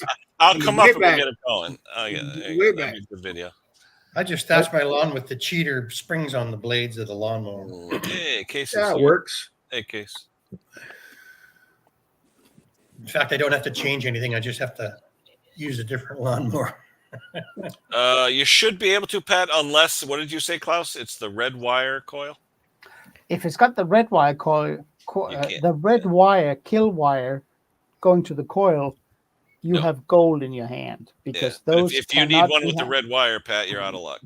Yep, you are. There were two different ones, black wire and red wire. So. And, that- and deeply, is that the deeply, Echo engine? deeply Yeah. SOL. You really are because you can't Yeah. get them. That's the Echo engine, right? Yeah, I remember Yazoo, the purple and yellow or whatever. I remember Yeah. those. What do you think I could get for it, Klaus? Money, lots of them. Hey, buddy, you want to buy a coil? Right. No, you probably get $50. For, Yeah. why, you got a few of them? I got one. Do you? Hang on to Well, it, Hank. There's a Worth money. fortune to be made in spare parts that you keep from blowing up engines. Yeah. Like, Klaus will say no. He buys everything new. Well, the thing is, you get to a point of diminishing returns when the storage Almost. outweighs the value, right? yeah. No, we sell our used parts for 50% of new ones. That's exactly right because they probably have half life in them. Yeah. Half a life in them. Snow in Dublin. But like a lot of snowblower gas tanks this year that were cracked on the Briggs and Strattons, they list for like 150, 160 bucks plus tax. Right. These are plastic tanks. Yeah. Yeah. Now how they cracked them, I don't know if they stored them full of fuel, but some of these cracks, they're not Holy cow. parallel with the seam. They're like perpendicular to the seam, and I've never seen them crack like that before. Water, do you think? The same goes with It the. looked like it. The same goes Scott, with the tank. I don't sell on eBay. Does anybody else here use eBay to sell used parts? No, Don't I you don't want I know. just to buy used parts. Yeah, I'll buy off of eBay, but I don't have the time. I to- should. I could make a lot of money actually. Henry from Mowers It's a and Blowers it's is a the only full one I time can- job, Yeah. Bruce. yeah, I Henry know. does. That's why I haven't ventured in still. Bruce, Oh, you're here we in, go. What's Bruce, it you're in big trouble with my wife because I got a bunch of containers on the patio now, like you did, and I told her I got the idea from Bruce. The nice yellow and black ones. No, blue and black, but they're all labeled. I said it Same looked idea. good. Well, it's better than having them outside. Eh? Yeah, I'm learning about the small TX engines. Good Yeah, I stuff. know. I'm Thanks, gonna try. GM. I'm gonna try and find it so I can share. Rotary slinger So I could share screen. lubrication system. That's Yeah. that's a But different. I just don't. That's very What, interesting. I mean, I can understand the logic of Yeah. of what. Well, no, you're I can saying. see. Yeah, No, yes. I can understand the logic in the crankshaft, but what about the oil that goes to the valves? Mm. How does that get out? But again, I mean, if Honda's made it, it usually works. So I'll buy that. All I know is if you got an engine that's running and you don't have the oil cap on, you get oil all over Yeah. everything. Oh yeah, oh yeah, oh yeah. It really is a sprayer. They should. I gotta see if we had a lawn boy come in for repairs. We serviced it.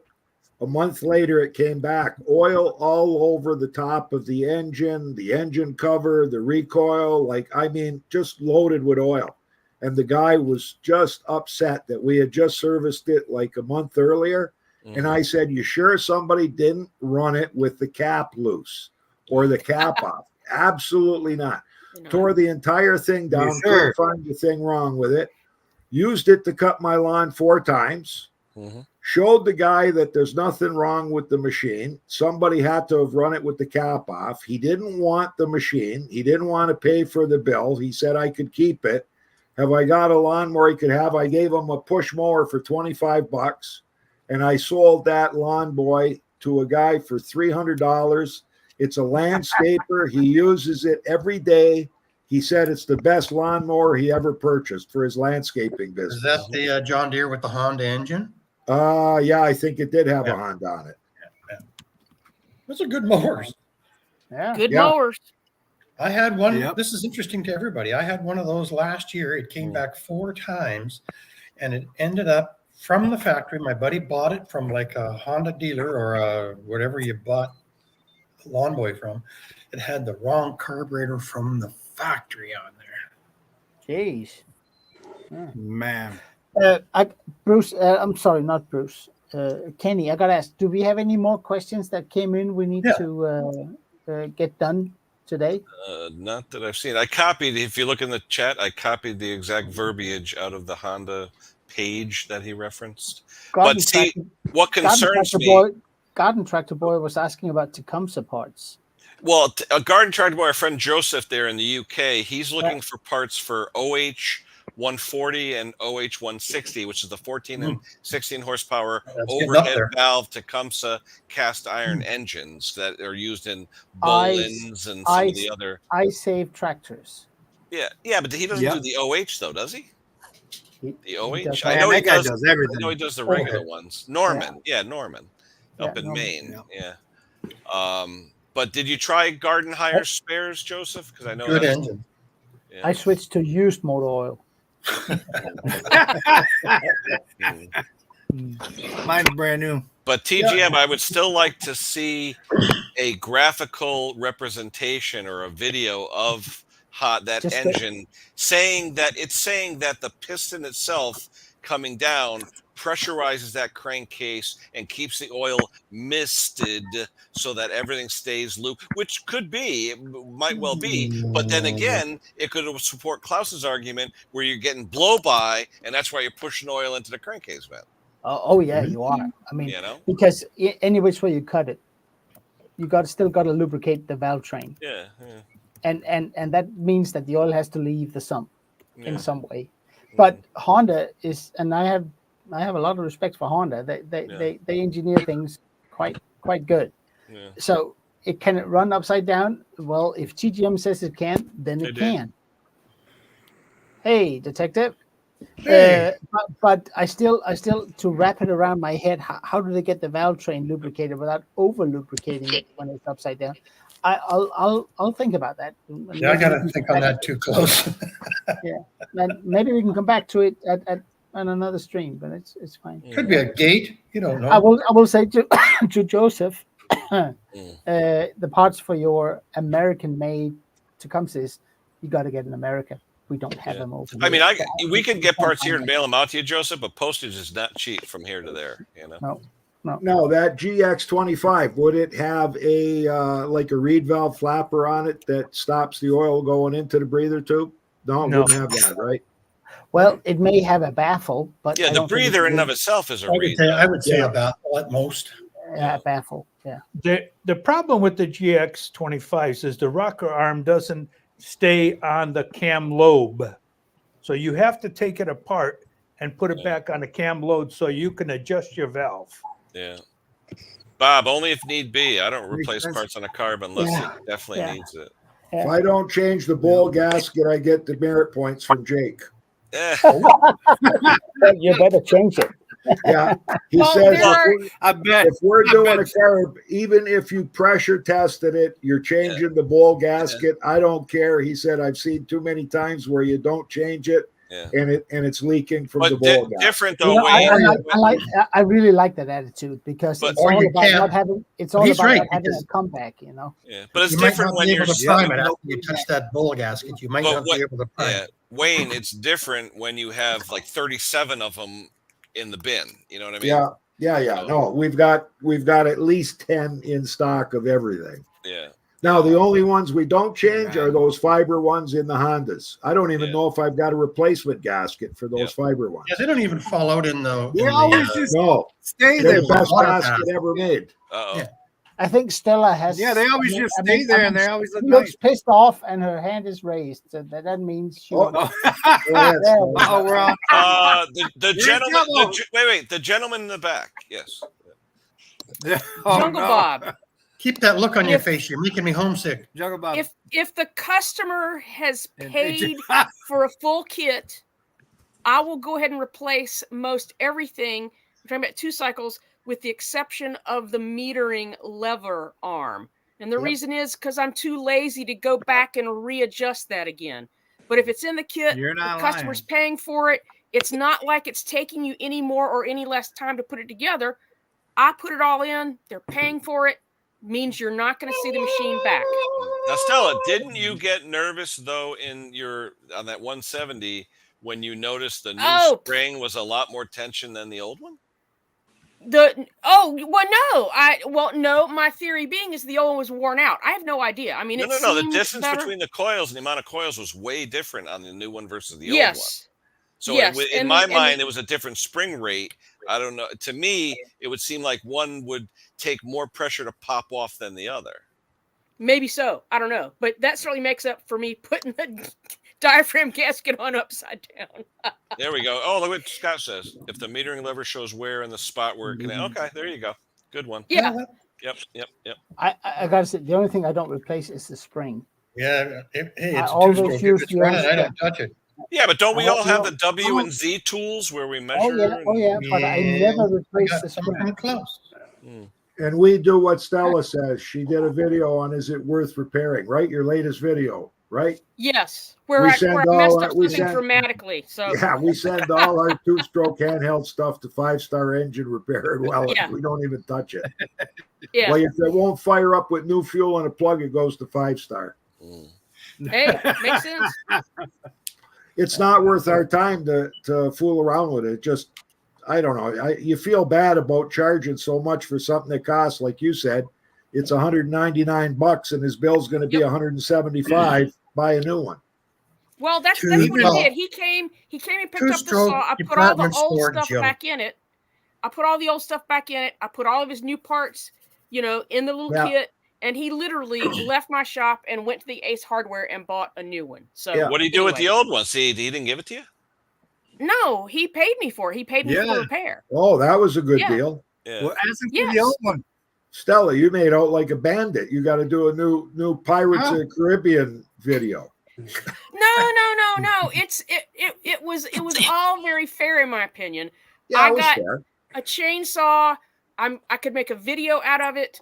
I could only repair so much before the cost of repairs would exceed what Right. the cost of a new one would be. And I stopped at what I'd already estimated. I said, Yeah. this might be $75-$80, and that's where we stopped. And I Yeah, called him. yeah. I said, here's the deal. If I go further and replace that intake boot, which was all mashed in, I think I showed that at the end of the video.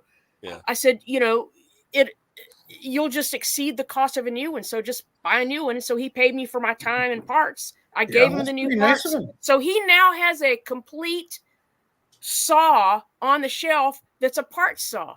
The Yeah. coil is good. The piston is good. The cylinder is good. Yeah. Everything is good in that saw. Okay. The Yep. linkages, all that sort of stuff, good to go.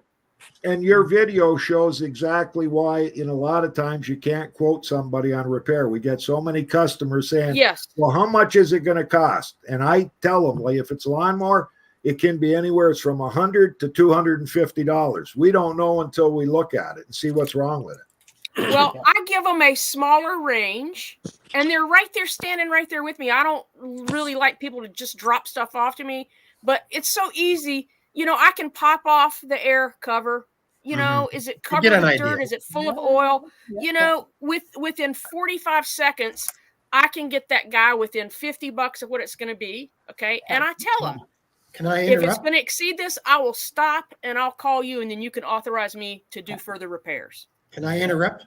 Sure. Yes. I want to say my prices are up because prices are up, but I just tell the customer if it's, if the lawnmower looks like it hasn't been trashed, I just say if it's between $60 and $120, I won't call you. When I get to $120, I'll call you and we'll make a decision. Yes. That's basically what I do. Yeah, same thing here. Jake just got a call this week to pick up a Everybody's riding prices mower are different because to change the belts on the drive. And the guy said it wouldn't go up the hill. So Jake went there to pick it up. He fired it up. The guy says, "What are you doing?" He says, "Well, I'm going to drive it." "Which hill won't it go up?" The guy says, "That hill." And Jake said, "I'm going to drive it up the hill." And the guy said, "Why? It won't go up." And Jake says, "Well, I want to see what the problem is. This way I got a better idea of what's going on." But as he's going down the driveway, he stops. He says, "Geez, this thing feels like the belts are good and tight. Everything seems like," and it's like the variable speed, the further you push down the pedal, you know what I mean? Anyways, Jake drives up and down this hill 3 or 4 times. He backs up it. He drives it around. And he says to the guy, "Buddy," he says, "I don't think there's anything wrong with your machine. Is it possible that you were driving it when the grass was really wet and the belts got wet and it started slipping on the belts?" That happens. Yeah. So Jake told him, he says, "Look it," he says, "is there anything you want done to it?" And the guy said, "You know what? Take it, change the oil, pressurize the tires, take a look at the whole thing." And Jake said, "Okay, fine." And he says, "You know what?" He says, "I'll bring it back to your service. And if you have this problem again, call me when you're having the problem. I'll come down, no charge. And if I can see it doing it, it gives me an idea what it is. Is it the belts or is it the tranny starting to go weak on it?" Yeah. How close to work is he to the shop? He's local in Port Colborne here, so he wasn't that far away. Yeah, but I mean, some of the hydrostatic transmissions, they connect funny. They work just fine when you start up, and then once they heat up, they start losing pressure. Yeah. Because they're semi-warm. Sometimes you can counter that with a thicker oil, but Oh, I knew that word would come up. Well, we've seen them where, like, I forget, on the hydrostatics, they tell you to do the pump it 5 times or something, forward and reverse when it's in. Yeah, when it's, to bleed it. Yeah, to bleed it. Yeah, to bleed it if there's air in the transmission system. Yeah. How does that air get there? There's a lot of guys out there who would like to know what oil to put in if it's a little iffy, but now I won't tell. My John Deere. No, please do, because I want to know, because I run into that a lot. I can't. My John I Deere can't. You gotta says remember, I'm digging stuff out of barns. These guys are racking on me. I can't. It's just. No, But come on. $20, I'll write you an email. How about that? No, I'm kidding. All Brock, right, all right. someone much wiser than me said, and I say this a lot in my videos, the right amount of the wrong oil is better than the wrong amount of the right oil. Yeah. Sometimes, Stella. There you are. Just There as you bad. are. I'm going to sleep on that one. Man, that's some deep stuff right there. Stella, I understand that, and you're right, but sometimes it can be just as much. I mean,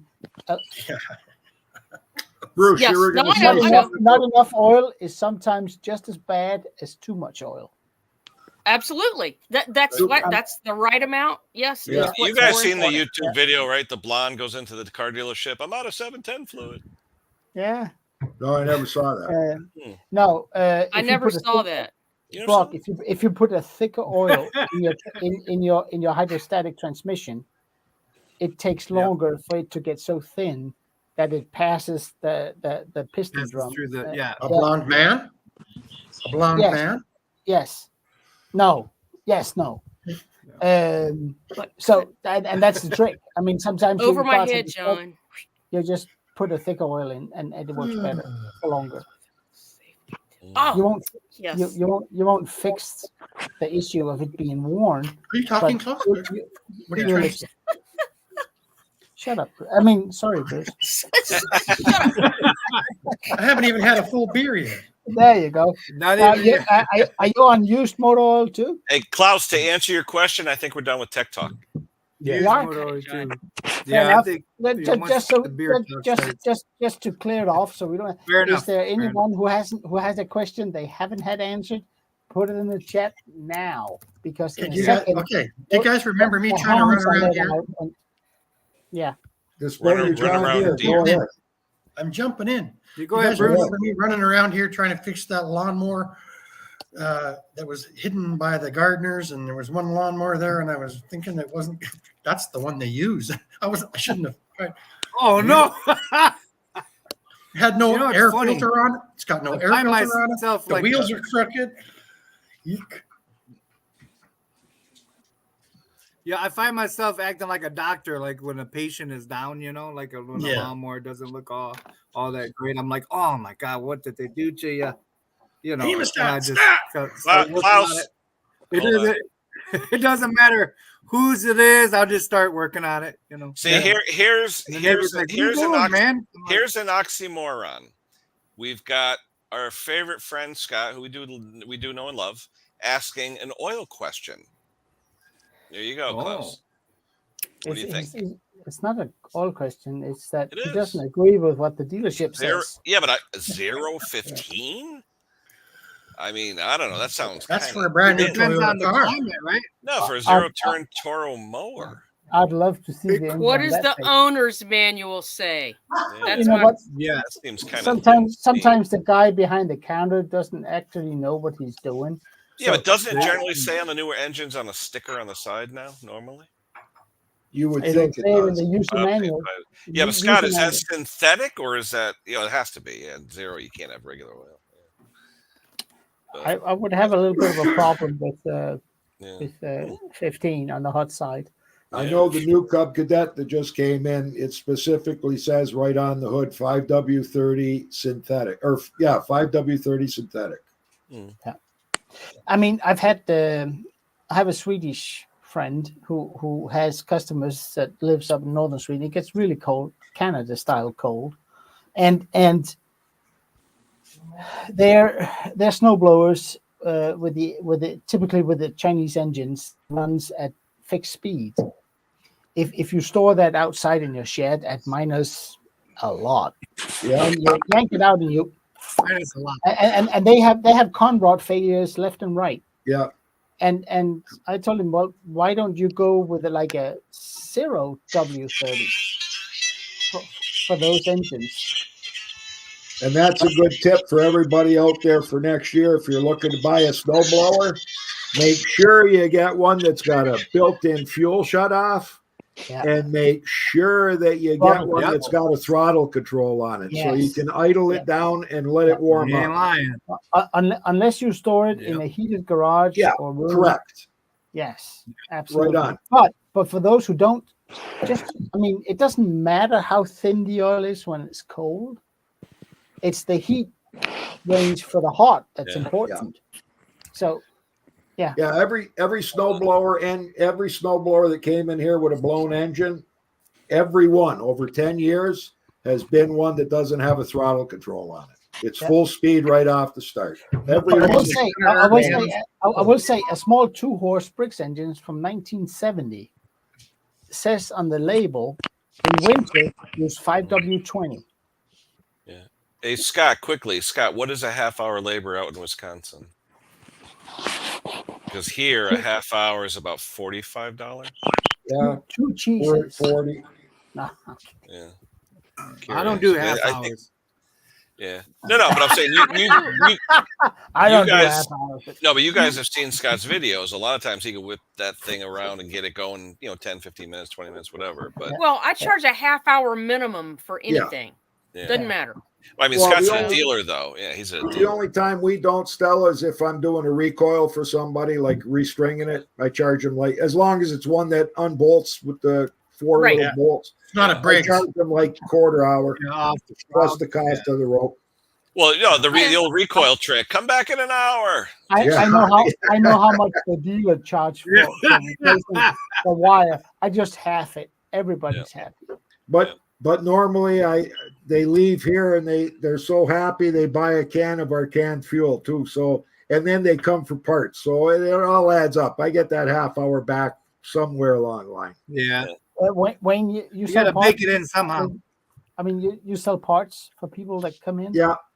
Like if we've got to customers, not to somebody that we've never seen before, and they always call and they say, "Hey, I need this machine. You serviced it last year." I'll go in, pull up the model number off the invoice, put all the parts together, call them up, and then I'll knock off 10 or 15% for the guy, and I'll sell him the parts, and they're boxed up, and then he shows up, picks them up, and he can service his own machine. Yeah. See, that's a good reason to keep records because I'll give it, because I could look up in my computer, my laptop here. If a guy calls me up, says, I want to service this, I can go on Amazonian or whatever, get OEM parts. Don't get me wrong. I try and go to the dealer as much as I can. But if you have enough time where the guy wants to bring it to you in 2 weeks and you could look up the record and say, okay, now you got 2 weeks to get the parts, you can get the parts at a reasonable price because you have the time to ship them. Yeah. You know what I mean? So, Right. but it's just when the guy comes and wants it like tomorrow. Yeah.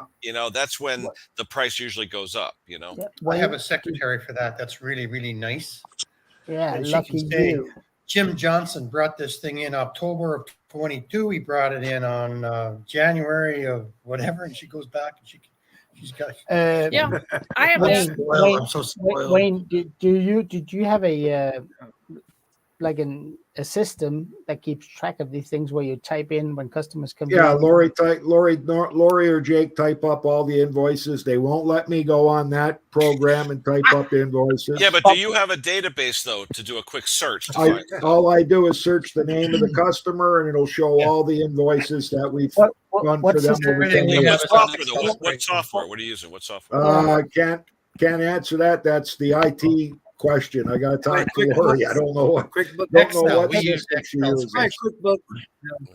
All I know is it works because I could type in. If I did something for you, Kenny, I could type it in. It'll tell me everything I've done for you over 10 years. Wow. Can And then you? I mean, We've Wayne, got the model number of the machine and the engine serial number and model number too, just in case it's just an engine repair. Wayne, can Yes, we sir. leave it with you to find out what the name of that software is for next time? I'll ask her right now. Just a minute.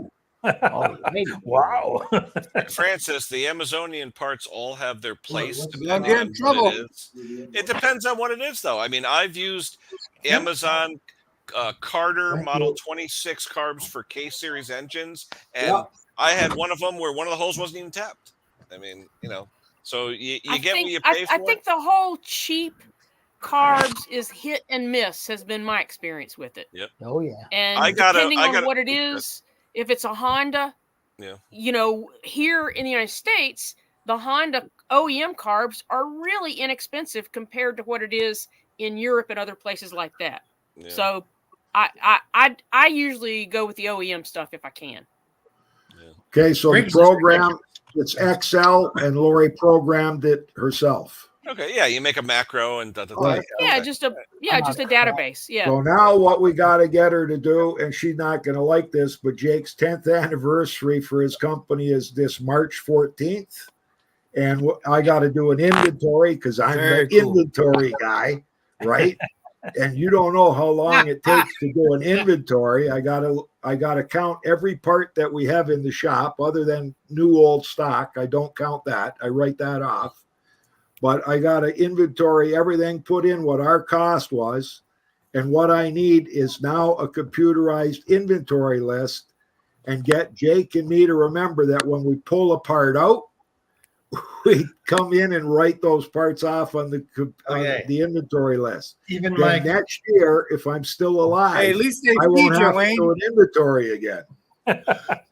Even the people that sell me car parts from Kia and Delco, they freak out because the technicians sneak into the parts room and they grab that pump filler brake drum shoe thing, and it's they're not gone. there.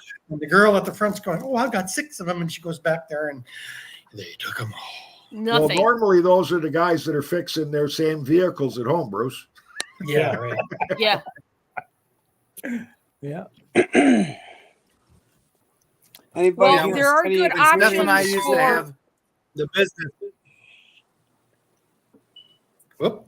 There are good Yeah, when options Steph and I used to have the business, for our guys used to always do that, software. you know.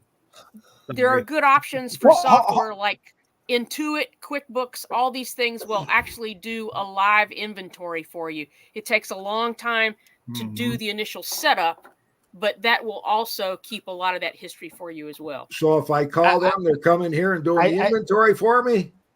I dream of That's a what scan. takes so I dream long. of a scanner. You Yeah, just I have to gotcha. mark it when you steal it. Right.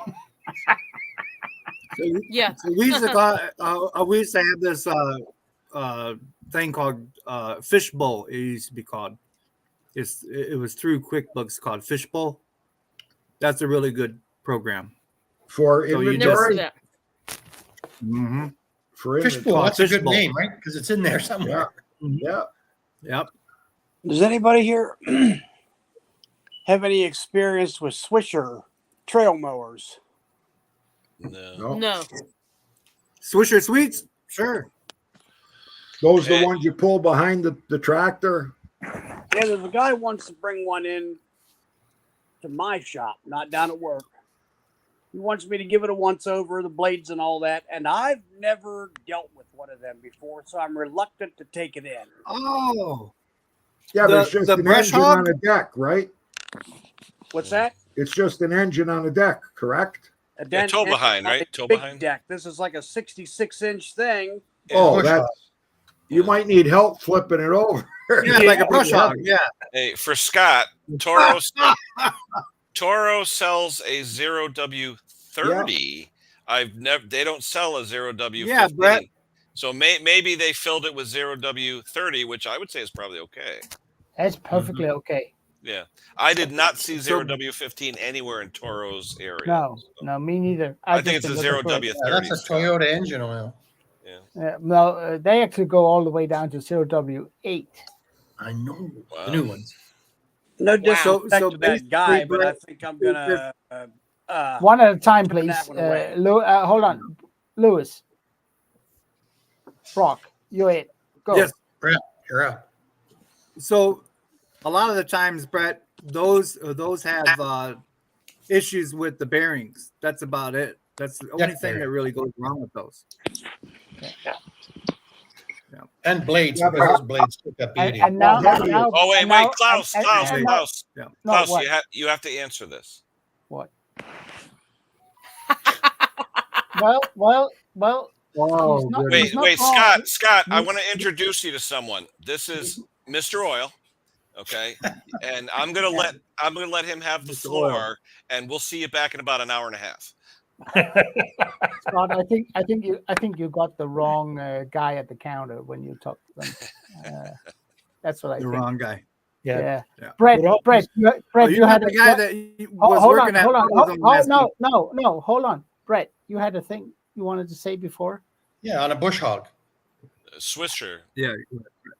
Brett, You're go. I already said it. I said I think I'm reluctant to take it in because I've never dealt with one, and I ain't gonna work on the floor. No, it's Exactly. Right. Yeah. just neither. nothing No, wrong.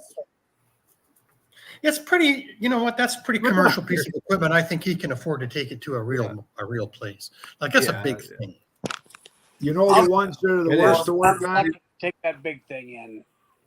The I don't vacuum have the ones. jacks or anything here to safely lift it, to go underneath it, Yeah. And it The- probably runs on a especially a 3.4. 66-inch. The PTO, There Brett, it the is. PTO shaft too goes bad on those.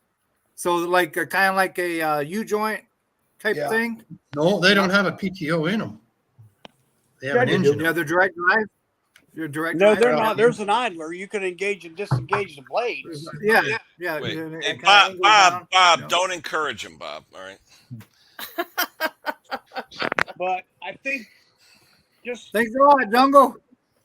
I think I'm just going to tell him no on that. Well, it's Right. kind of Good big. idea.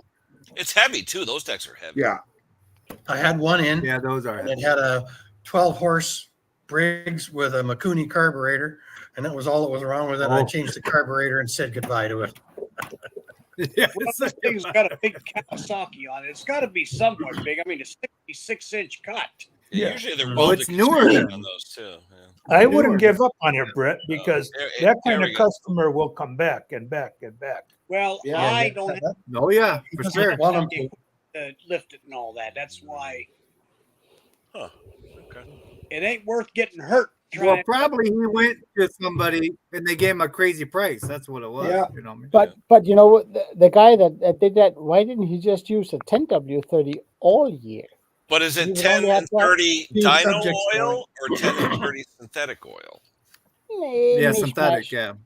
Yeah, I would say but using just 10 in the winter, it should be synthetic oil. Brett, I'm not giving up on you and your bush hog. Can you just go out and have a look at it on site? no, because I can't drive. Hey, remember?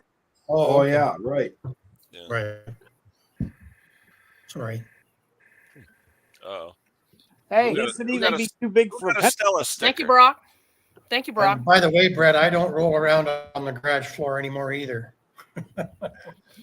Yeah. And well, by the you know, way, yeah, it's yeah, too clean. yeah, lazy buggers. Klaus, you ought to It's say too something about the additives in the oil. That way, you know, Scott will know that their oil isn't just oil. Oil has a lot of additives in there doing a lot of different things. Yeah. Yeah. You like I say, There's a going lot back of people to that Rome, get paid big money to do that. Hank, when I do that, they all rag on me. It's not Well, that's Aw, their man. problem. Hey, they put you in the group. Hey, Brock, I got a question for you. Yes, I sir. felt bad. I felt bad watching you work on that generator on your knees. Don't you have a pender lift yet? Not yet. or And I kneeling pad. sprung my wrist. oh, kneeling Well, pad. I sprung my Buddy. wrist doing that. Yeah, well, buddy, you got to get a pender lift. Those they'll actually hold generators, and then you can sit in the chair and work on them. I Harbor need a Harbor wheelchair. Freight had them on sale about 2 months ago. So they go on sale about every 3 months. Just keep your eye out for one from Harbor Freight. And Brock, you said that was a bad Well, you're oil. not giving my buddy Bruce oil any levels. money. I'm not going to buy it. No. That's on your trouble on that generator. You said it was a oil level indicator shutting the engine down, right? Yep. And Now, you know what's on some funny of them, is that it was between. Yeah, go ahead, Bruce. so I have the same problem on my 8-horse Briggs, right? I had just unplugged it Yep. you have to take the engine apart to get those out, or Some of them, Yep. some of them you have to, yeah. It's Some- like, Some of okay, them, yeah. I just Yeah, with the disconnected HM, mine you because I can- didn't want to do it. The Chinese ones are Yeah. just screwed in, so you Yeah. screw Yeah. them out. Okay, Yeah. so an Yeah, I old had- Briggs, I had- Some of them were internal. I had the issue on a Champion generator where literally, I did a video, if you tilted the generator about 10 degrees, Yeah. it would never start because of that oil level switch. Yeah. Even I'd though like the to oil was I actually full. thought. Yeah. I actually thought it was my garage floor at first, so I did do that. well, there, and you know what? It only No, takes this is like not a lot of oil to have that thing turn on. I'd like to add. So you know what's funny answer is that Jungle it Bob. was between half and add. Which one? This one? You're losing control, Ken. Yeah, go ahead, Hank. Hank. Hey, I'd like to Hank, yeah, answer go Jungle ahead. Bob on the zinc. Zinc has Oh. nothing There to you go. do with the oil on the small engine. It runs too No. hot and it burns it right off. Yep. Yep, sure does. All right. Let's see what Yeah, Scott's Jungle asked. Bob, Hold if on. you ask Briggs and Stratton, Hey they Stella, say- hold on with the they- key, baby. All right. Well, no, you say, keep canceling me. I'm trying to click at the same time as you. You two All right, get a let- room. what's You two Scott get a saying here? room. Scott No, has a serious question. for the so- one- No, is but I wasn't done yet, Kenny. Yes. Oh, I'm sorry. Go ahead. Yeah, that's fine. It's all right. Jungle Bob. Or I could be a dick and say you're done now, but I won't. Yeah, well, Oh, Oh, fuel no. stabilizers keep such a small amount. Hold on. Where is he? uh, There he is. Jungle Bob. Briggs and Stratton says don't put anything in the oil. Never. It's not. It doesn't work. Air-cooled engines run too hot, and they will burn off most of the additives and whatever stuff you put in that works in a regular car because they run cooler. In an air-cooled engine, it burns off, and you don't know what it turns into when it gets that hot. So, I mean, if you want to do something for your engine, use full synthetic. At best you can do. Yeah. If you're afraid of lubrication in your valves and your valve seats and all that stuff, you can buy a zinc diphosphate, additive, and Yeah. mix it with your gasoline and all that. But Yeah. usually in the oil, not as well. I mean, mix it in your gas as an additive, zinc diphosphate, absolutely. In the gas, fine. In the oil, not so much. Yeah. All right, let's So see what that- Scott has to say. I have a serious question. If a bottle of 2.6 makes 50 to 1, they claim there are no fuel stabilizers in it. Is it really 50 to 1 lube? Yeah, but which I thought 90% of them say they have stabilizers in it. No? Yeah, they do. But who was the guy? No, Richard? but hold on. Okay. You don't know if the bottle has exactly 2.6 ounces in it. They may have Well, added something. Richard Flagg, who does a lot of saw repairs, did a test where he bought all the name brands, the Steel, the Husqvarna, the Red Dot, or whatever, all that stuff. And the 2.6 ounces, he went into graduated cylinders. One was 2.4, one was 2.3, Yeah. one was 2.7. So Yeah. you don't even I know know what what the you're hell talking you about, get. yeah. Yeah. No, because if they say that, let's say that, and I'm just saying a number here. But Let's say Scott's that- question let- is, let's okay, say that let's say that 2.5 makes 50 to 1 with a Yep. set amount of fuel. They may put 2.6 in there because they added some sort of stabilizer. yeah, but that's what he's saying. He says that Yeah. if it's exactly 2.6 in there, how much of it is stabilizer and how much is actually oil? You have So- absolutely no idea. Good point. No, Because you don't. it will never say Yeah. this what you're writing. It'll say mix this with Yeah. X With amount the- of gallons of fuel. Yeah. Yeah. And you're Yeah. good to go. But you're right, Scott. You don't know. You really don't know. I mean, You don't know. you're hoping that. But I'll be honest. I never really use 50 to 1. I always use 45 or 40. Myself personally. You know? Why? Huh? Why? Because half the equipment I work on is older, 30 Yeah. years or more. Okay. So, Okay.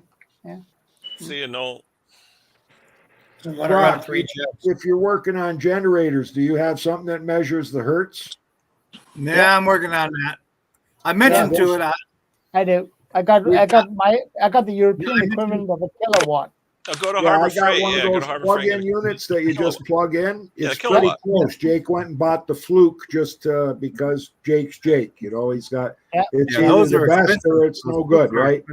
Really? And he tested it against that plug-in module that I got off of Amazon. I don't know. I think it was like 25 or 30 bucks. Yeah, Harbor Freight has them for 30 now. They used to be Yeah, 25. and I mean it is really close Oh, to yeah. what the Fluke says it is. Scott, I went online searching for Toro oil, and I didn't see anything that said 0, 15, or 16, just 0, 30. I couldn't find it, unless it's something that they dealers only. I don't know. Interesting. I saw a good video today, just to slightly change this. You know how when you mix water with gas to remove the ethanol, Yeah. if it's regular fuel, it drops the I saw that octane one. from about 87 to 84. Yep. Yeah. Yep. Now with Yep, I've seen premium fuel and ethanol, you can mix the water in and you'll get 87. Yeah. Yeah. That's cool. But it's the time it takes to get I know. that drained off and mix Yeah, it up. I seen that one. Yeah, but around here, Bruce, I can get the 87 for $3.10. The 93 is $4.20. Right. You know what I mean? So Is it's that cheaper. the guy that put that in the water jug, please? Yeah, that's what I do. I use a milk jug. But the thing is, Anyway. I buy octane Yeah, is that booster. the guy that did In that? Alberta, we can Yeah. still get Yeah. premium with no ethanol in it. Yeah, Nice. we can't. You Now, know, my- it's My interesting. local do it center sells that. Yeah. No I ethanol. use Yep. I use 8 ounces Pretty of cheap. octane Wynn's octane booster, comes in an orange bottle. An Mhm. 8-ounce container of that to 5 gallons of fuel, 87 How much is without that? the ethanol. How much is that octane booster? How much? $5. $5. Oh, okay. So it's a Kenny, dollar. have you ever tested the ethanol content in the 93? Around Wow. here, it ranges from 6 to You know 8.5, that, huh? depending on what brand you go Yeah. to. Yeah. I haven't seen as much as 10 around here. I've seen 6, 7, 8, 8.5.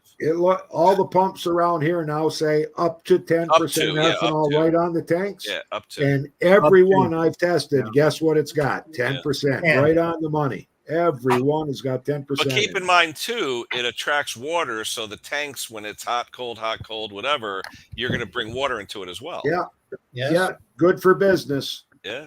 Well, and you don't have as many frozen gas lines like we used to in the old days. Hey, I still have dry gas in my basement. That's for sure. Did we finish off Scott Keller? Scott, if your owner's manual says that, do that. Yeah. Do what That's the what owner's you I manual just don't says. know where would you buy Yeah. it though. I can't find anywhere where you buy it. By what? Yeah, that's a strange one. 0W15. I'll be right back. The 16. You can get that at any assorted. Really? Yeah. Cry again. Back in the day, you did. It's actually what you're supposed to or can put in your Honda, the wife's Honda. Now, does No, Walmart sell 020. it? 020 it says. Yeah, or 16 if you Does read the manual. Walmart sell that grade? Oh yeah. They're Super Tech, because it supposedly Super Tech is a good grade of oil from Walmart. Super Tech may not have it, but if you get Mobile or Pennzoil or Yeah. they Valvoline, No. they have it. Rotella.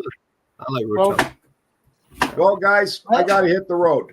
It's been a pleasure. I got a my riding God. mower, and there's we're- lights on. We're already over 2 hours. Holy. Yeah, brother. Yeah. Take care, everybody. See you. Take Wayne. care, Wayne. Say hi to Jake for us. Will do. Yeah. And your Live wife. Jake.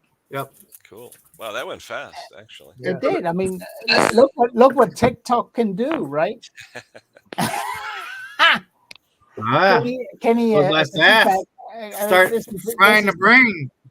Kenny, But this is the second week you've done this this setup. And, no, I think it's working. You know, 'cause- kudos. It does good. yeah. It does well. And we've kept between 40 and 50 people the whole time, so that's good. Yeah. But hit the like yeah, on you your get way your out, attention, everybody. man. We still got to Alright. come up with somebody with a hands up or speaking, not interrupting. Yeah, that's true. Yeah, but we did pretty good for the first. I think 40 Hank, minutes or so. we will issue you a whistle, There you go. Oh, and you go. I think that's. Hey, that and would we'll be- get you one of those striped shirts like the at Foot Locker. Yeah, referee. Yeah, like we'll make Hank the Referee. referee. Yeah. All right. Still You alive. don't know what's going to happen next week. Anyway, I was going to say, just talking like this, I like the new format, Ken, but it's Yeah. making me homesick because I still got 2.5 weeks to get home. oh, is it 2.5 weeks? Oh man, That yeah. one- but that Oh, was fast, Bruce. we feel so sorry for you. I got Bruce. such a No. tough life. I've been here since 2 weeks before Christmas. Yes, That went that fast is- though. It did. Yeah, man. Not for Bruce, you. Bruce, I do not feel sorry for you for 1 second. Good. Thank you. I don't feel sorry for me either. Hey, Bruce, Oh, Yes. happy birthday to Frank. Yeah. You watched that, eh? Yeah, oh yeah. I Boy, did I did. ever have some nice comments on that video. I always follow Frank. Yeah. Did you like my comment? Yes, I did, Brock. Thank you very, very much. whenever Yeah, Bruce right shows, there, yeah. whenever Rob Bruce and I shows last week were rapping whenever about Bruce shows that the engine generator. bay of Frank, I'm like, Yeah. Could eat off. I of it. know. I know. that is, it's better looking than when it left the factory in Detroit. Yeah. Mrs. P's car is the same way, eh? Yeah, I wonder why. Somebody must be doing. I'm not afraid of her. I've done that to every Baby engine in her. for 40 years. We're Bruce, still do you rich. pressure wash Yeah, it? or Brett. what do you- That was pretty cool. All right. I'm going to end it here, guys. So we're going to have the great chat shortly. So thanks to Scott and all the stars out there that Yeah, joined us thank you, too in the guys. chat. Thank you, guys. And, yeah, we had a good Bye, time. We guys. really did. Good input today, Hope Scott. everybody got everything figured out now. Yeah, like I said, leave the questions in the comment. We'll look at them during the week as well. So, all right, guys, thanks for showing up. We'll talk to you next week. Take care, everybody. Bye.